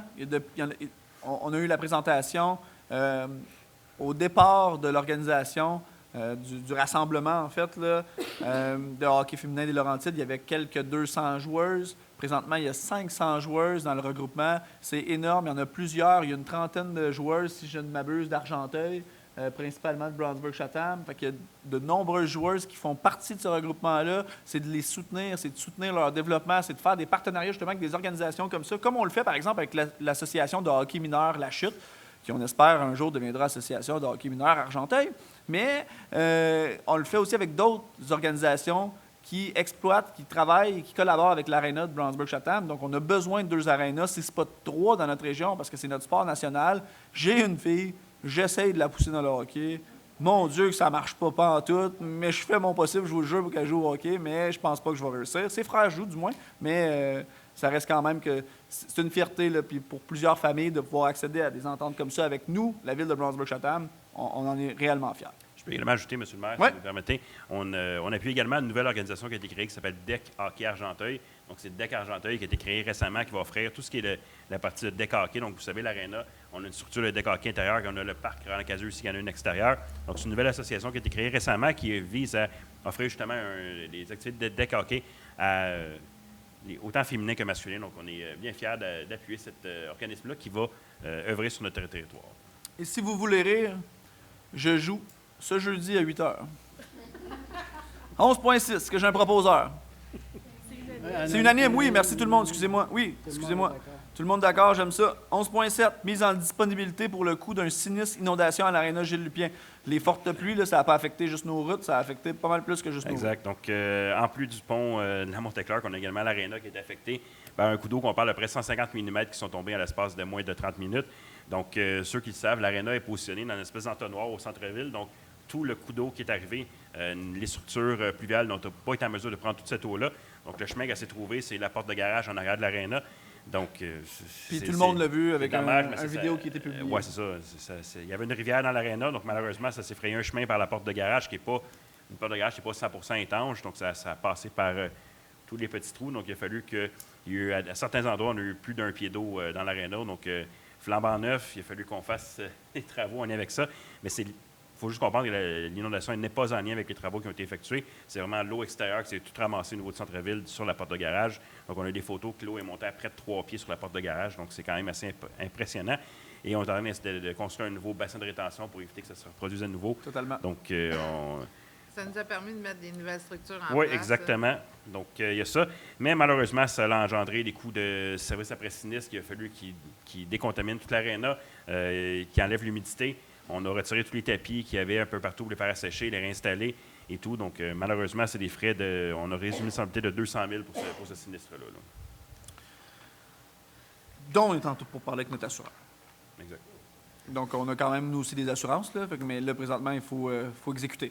11.7, est-ce que j'ai un proposeur? J'en ferai la proposition, M. Mme Renaud, tout le monde d'accord? Oui. On a trop investi là-dedans pour se décourager à cause de ça. Totalement. 12.1, avis de motion et dépôt règle. Merci, c'est beau ça.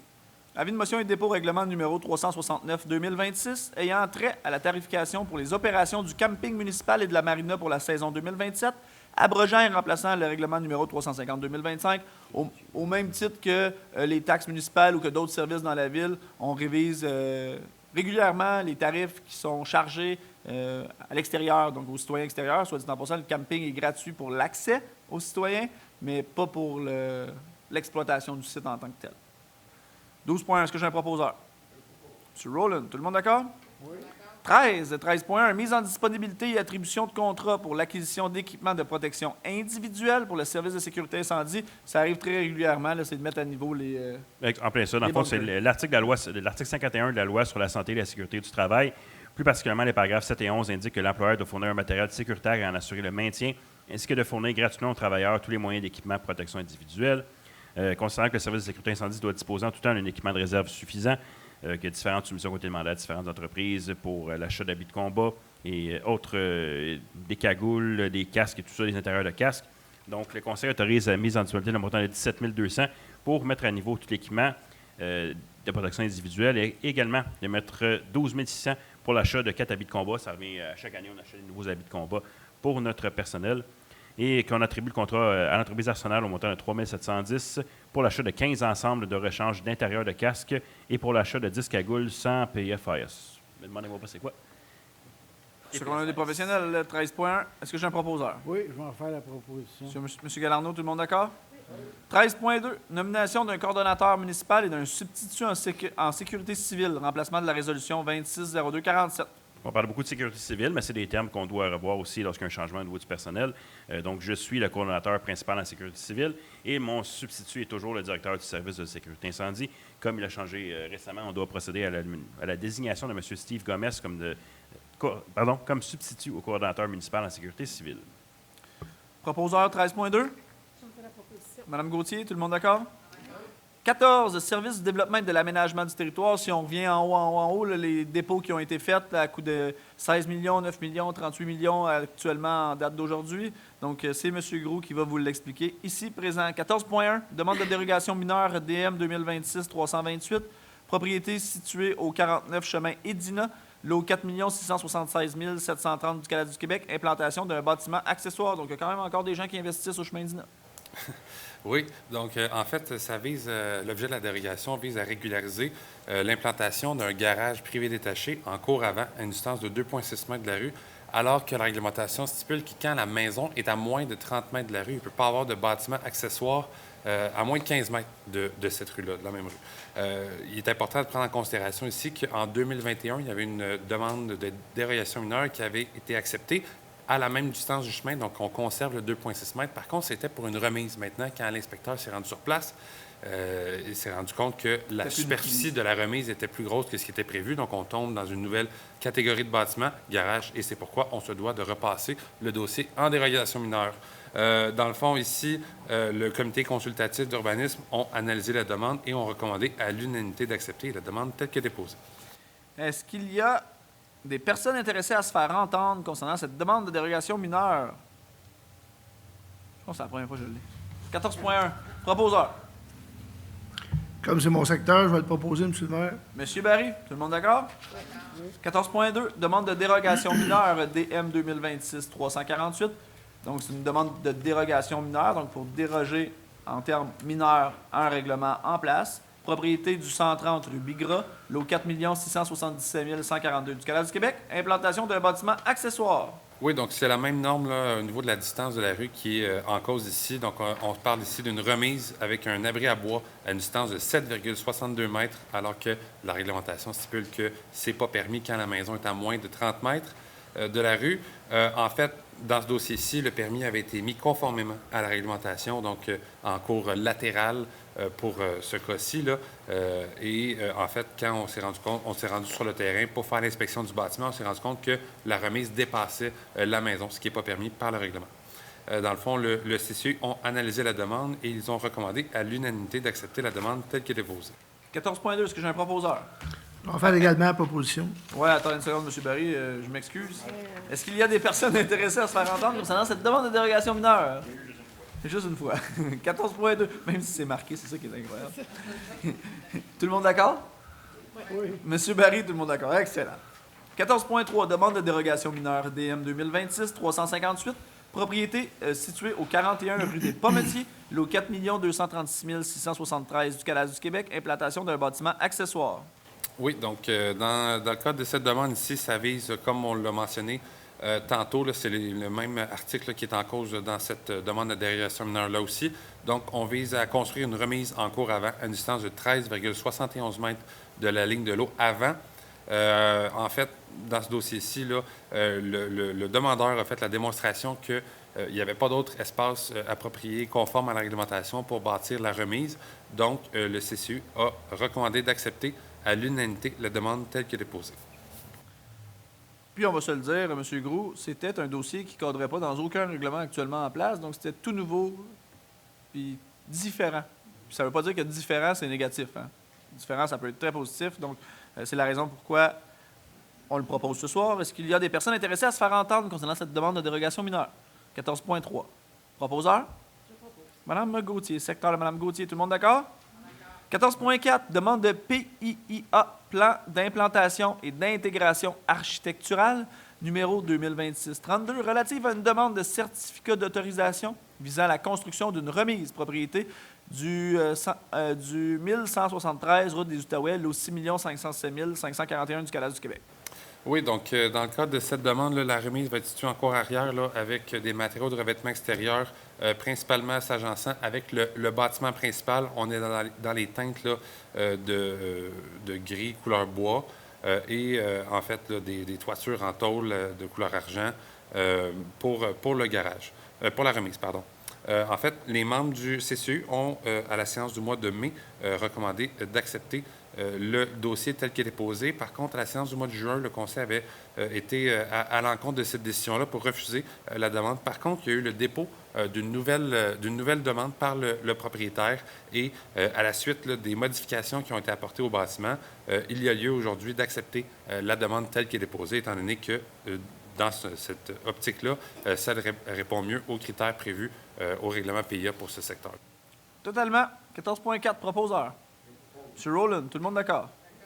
14.5, demande de PIIA numéro 2026-38, relative à une demande de permis de construction visant à construire une habitation unifamiliale isolée, lot 4 234 486 du Canada du Québec, situé sur le chemin Dalesville Sud.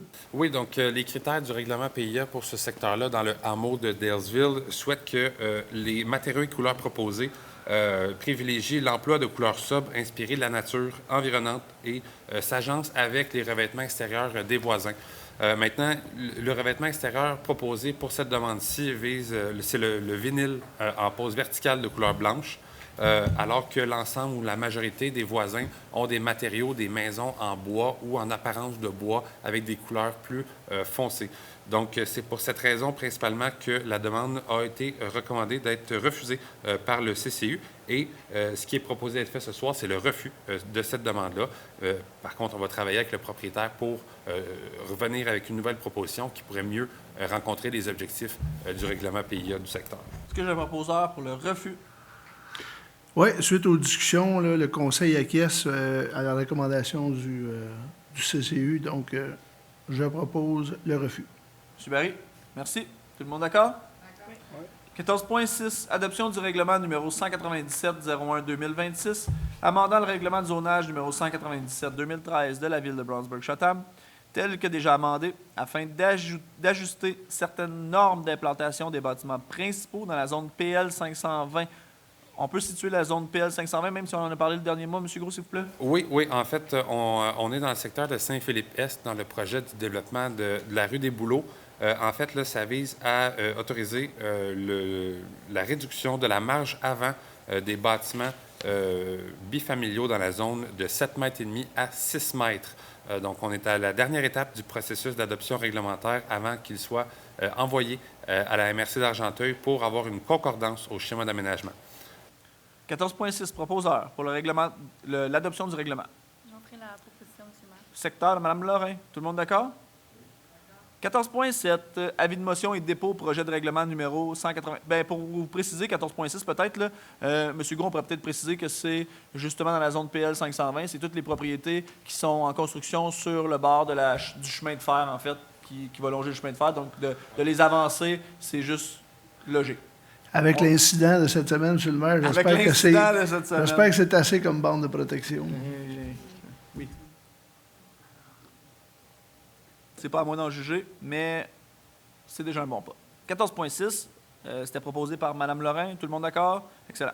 14.7, avis de motion et dépôt, projet de règlement numéro 197-02-2026, modifiant le règlement de zonage numéro 197-2013. Vous voyez, il y a 13 ans entre les deux règlements de la ville de Brownsburg-Chatham, tel que déjà amendé, afin d'abroger et de remplacer le chapitre 4 relatif aux constructions accessoires et temporaires, ainsi que d'apporter des modifications aux zones CV 702 et CV 706. On précise, M. Gros, s'il vous plaît? Oui, en fait, il y a 3 volets ou 4 volets principaux à ce projet de règlement-là.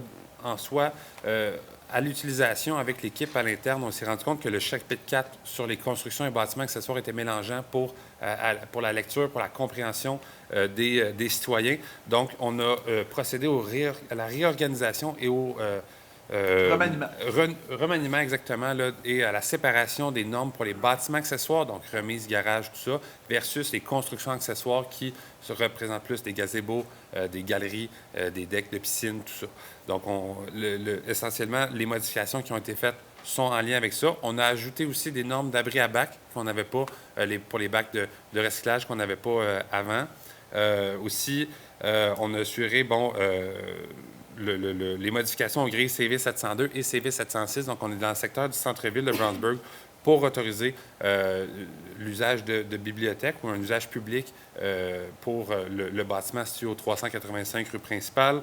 Et finalement, dans la zone CV 706, on est venu limiter les possibilités de construction résidentielle dans un secteur où la majorité des typologies de bâtiments sont principalement commerciales et institutionnelles. Donc, c'est dans le quadrilatère, si on veut, des rues principales, des Érables, McVicker, là, où il y a l'Arena et d'autres bâtiments commerciaux, là. Donc, on est au début de la procédure d'adoption, l'adoption du projet de règlement. Le mois prochain, il va y avoir une consultation publique, adoption du second projet, et le mois d'après, on va faire l'adoption du règlement, comme le point 14.6 là, auparavant. 14.7, tout est dit. Merci, M. Gros. Est-ce que j'ai un déposeur, en fait, quelqu'un qui ferait l'avis de motion et déposerait? Je motionne, je fais tout ça. Merci, M. Galarno. Tout le monde d'accord? Tout le monde d'accord que M. Galarno fasse tout ça tout seul? Oui, je fais tout.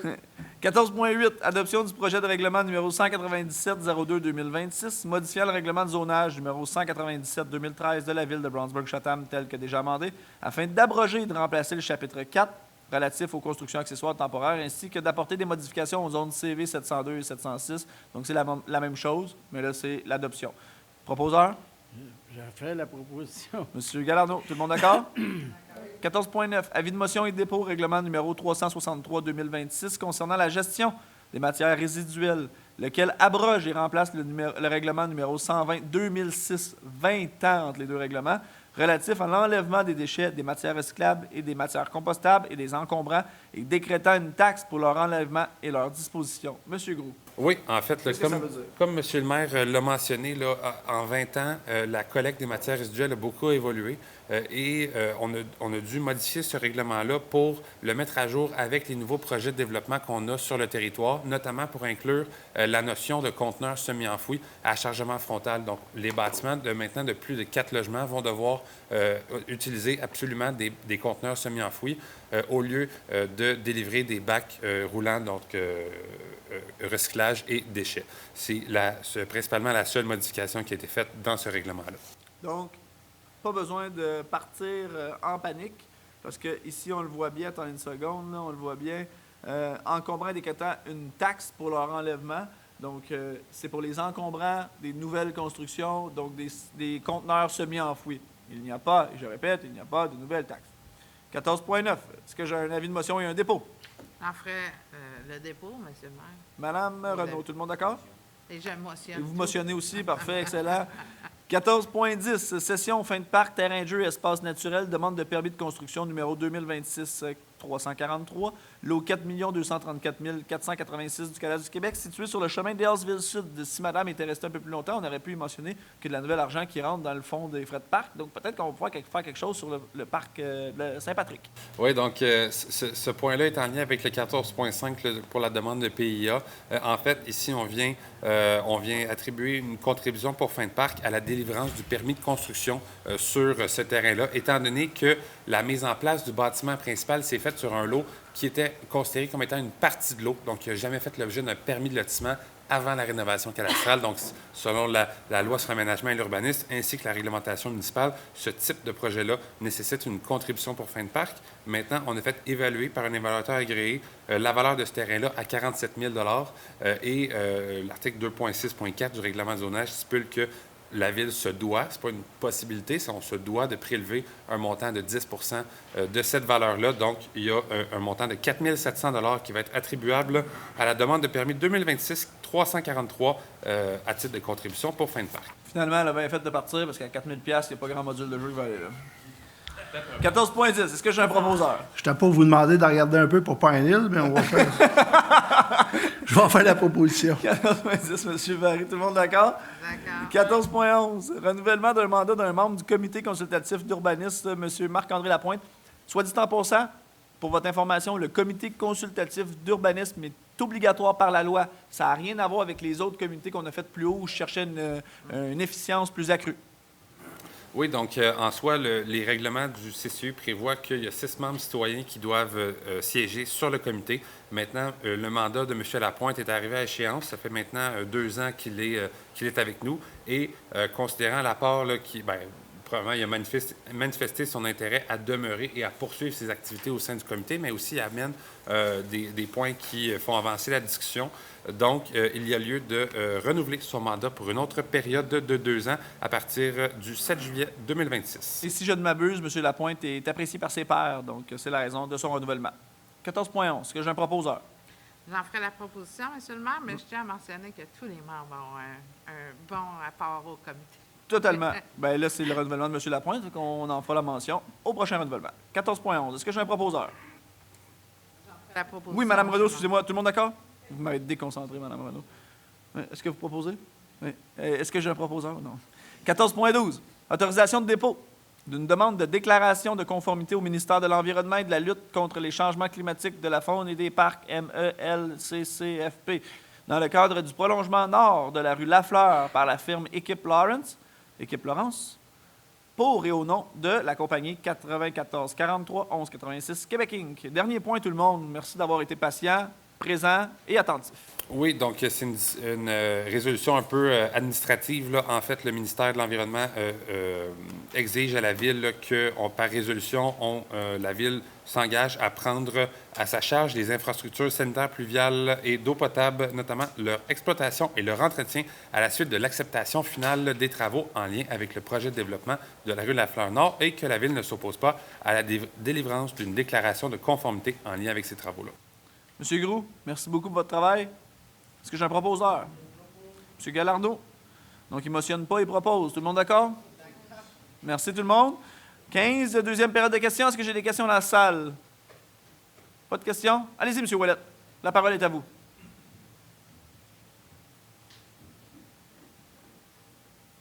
Il y a fort longtemps, en 2017, j'ai fait un nouveau lot chez nous. Ça m'a coûté 600 $ en frais de parc. Cette année, je ferais le même travail, ça m'en coûterait 7 000. Oui, vous l'avez déjà emmené dans un autre mot, oui. Oui.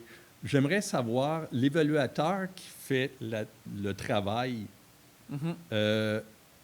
pourquoi est-ce qu'il évalue plus haut que la MRC, que l'évaluation de la... J'essaie de comprendre le principe.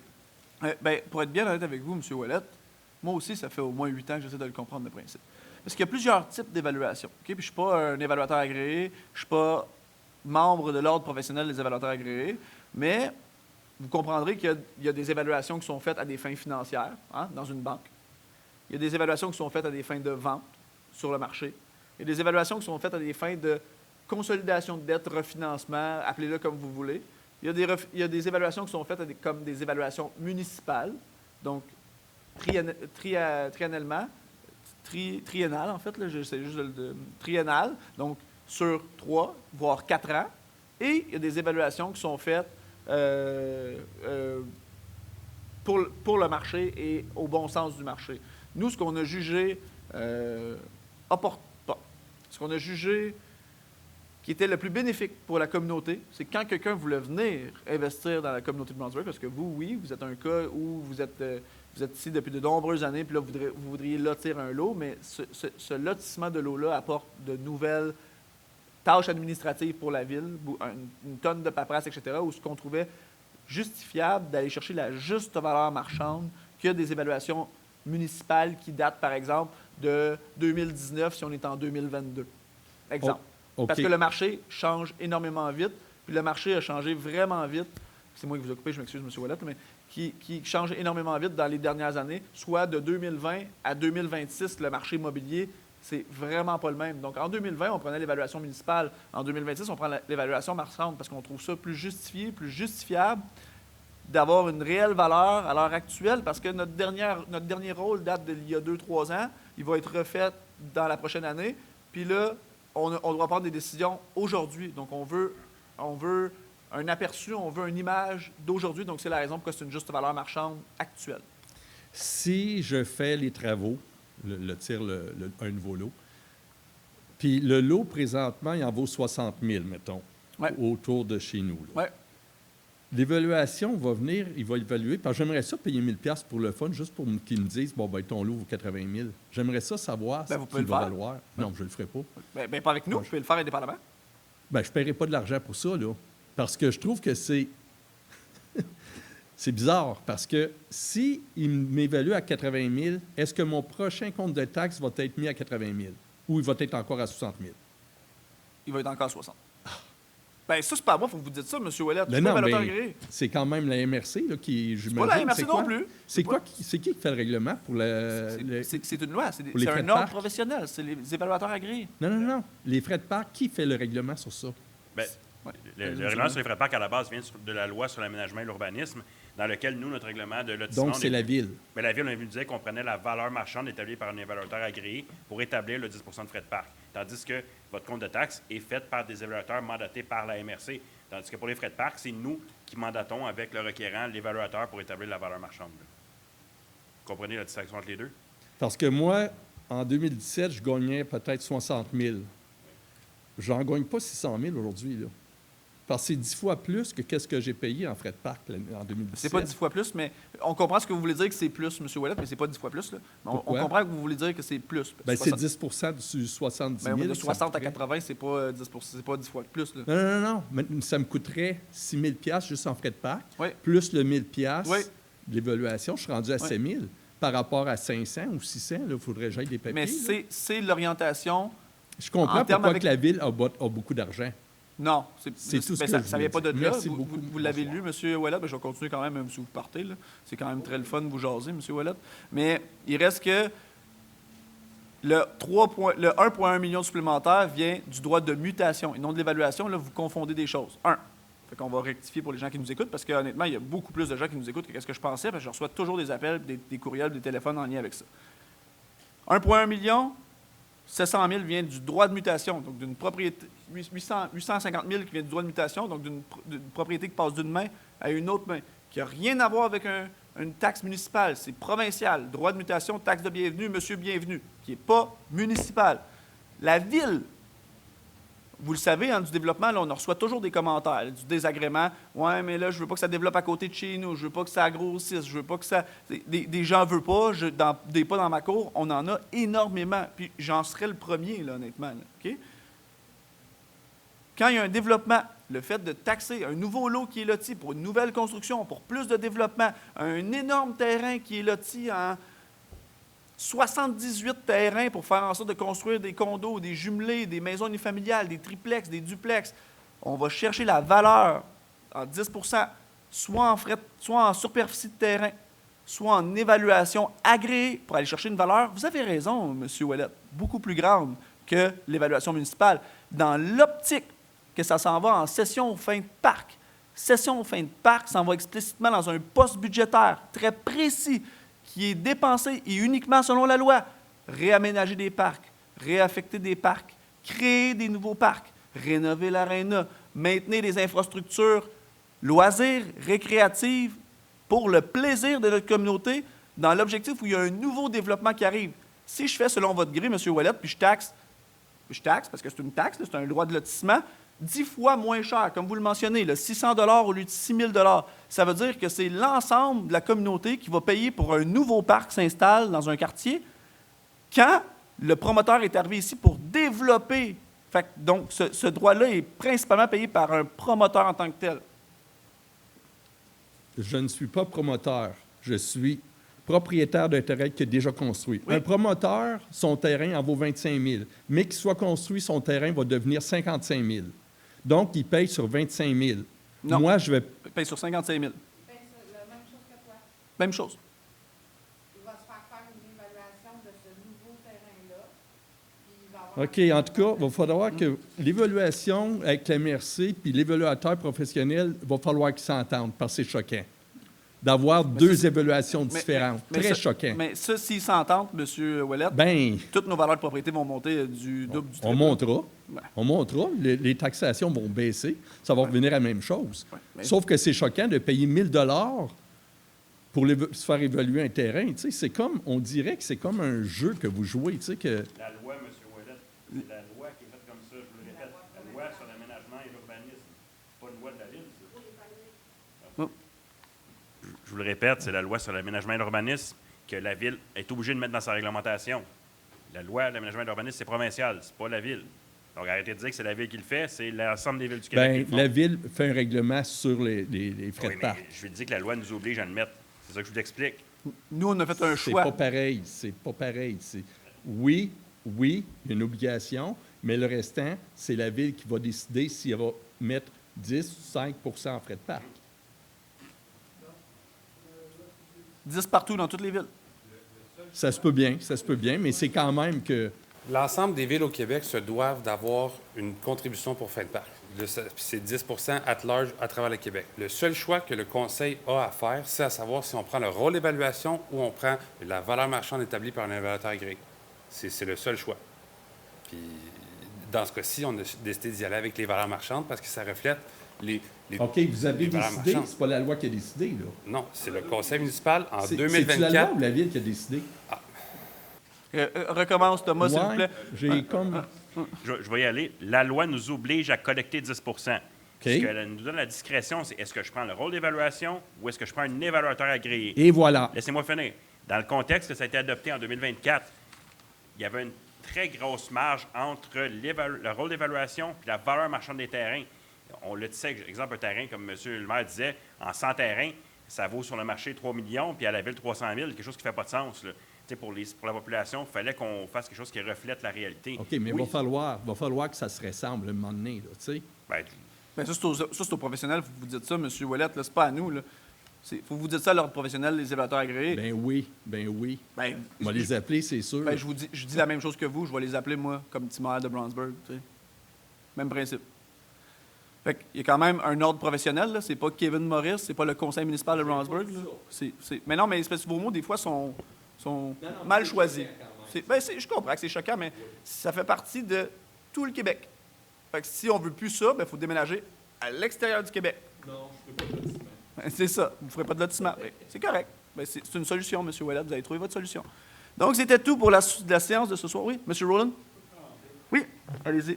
Ça fait 9 ans que je suis conseiller. Ça fait 9 ans que je regarde les évaluations. Parce que je trouvais que c'était tellement bien fait. On a eu 3-4 rencontres avec les évaluateurs avant chaque évaluation pour sortir les Comparable. comparables. J'ai passé à travers toute la liste des évaluations.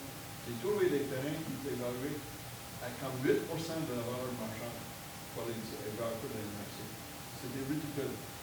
On a eu une vente pas loin de chez moi il y a 5-6 ans sur le bord de la rivière. Un terrain qui était évalué à 1 million, qui était vendu à 1,1 million, qui était subdivisé en 10 terrains à 100 000 chaque, puis maintenant 600 000 chaque. Donc, pour le prêt de parc, imaginez-vous si on avait pris le 300 000 de l'évaluation initiale, quand c'est vendu en 10 lots, C'est 10 de ça, quand ça vaut maintenant 6 millions, c'est des feux de parc, c'est pour la communauté. C'est des développeurs qui viennent séparer des terrains. C'est pas la valeur du terrain original, c'est la valeur des terrains. Il n'y a pas de sous-divisé. Ça, c'est la valeur marchande du terrain. Vous allez vendre à quelqu'un pour 75 000 ou 80 000 $. C'est vous qui allez alimenter. Vous allez profiter de ce montant-là. Le 10 de ça, ça vient à la communauté pour payer les parcs. Juste des parcs. Pas d'aqueduc, pas d'égouts, pas de trottoirs, des parcs. Pour nos enfants, pour nos adolescents qui veulent bouger, qui veulent jouer, qui ne veulent pas juste être sur leur tablette. Pour des parcs, puis je tiens à le préciser, ça va nulle part ailleurs, puis c'est régi par la loi que là. Fait que c'est tout. Je ne connais pas les chiffres exacts, mais depuis qu'on a fait ce changement-là, peut-être un demi-million de plus a été mis dans les fonds de la ville. de parc depuis le changement. Puis je suis fier de ça. Je suis fier qu'on a fait le changement. Merci, M. Rowland.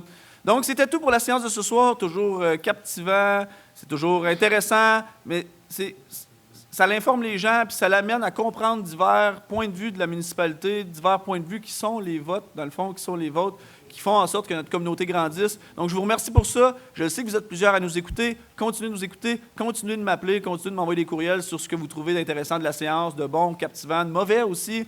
Puis, j'essaierai d'ajuster en temps et lieu sur ma capacité à vous informer, parce que c'est toujours le but. Quand je serai plus maire un jour, je serai toujours résident de Brownsburg-Chatham. Est-ce que j'ai un proposeur pour le lever de la séance? Madame Renaud, tout le monde d'accord? Oui. Bonne soirée. Merci.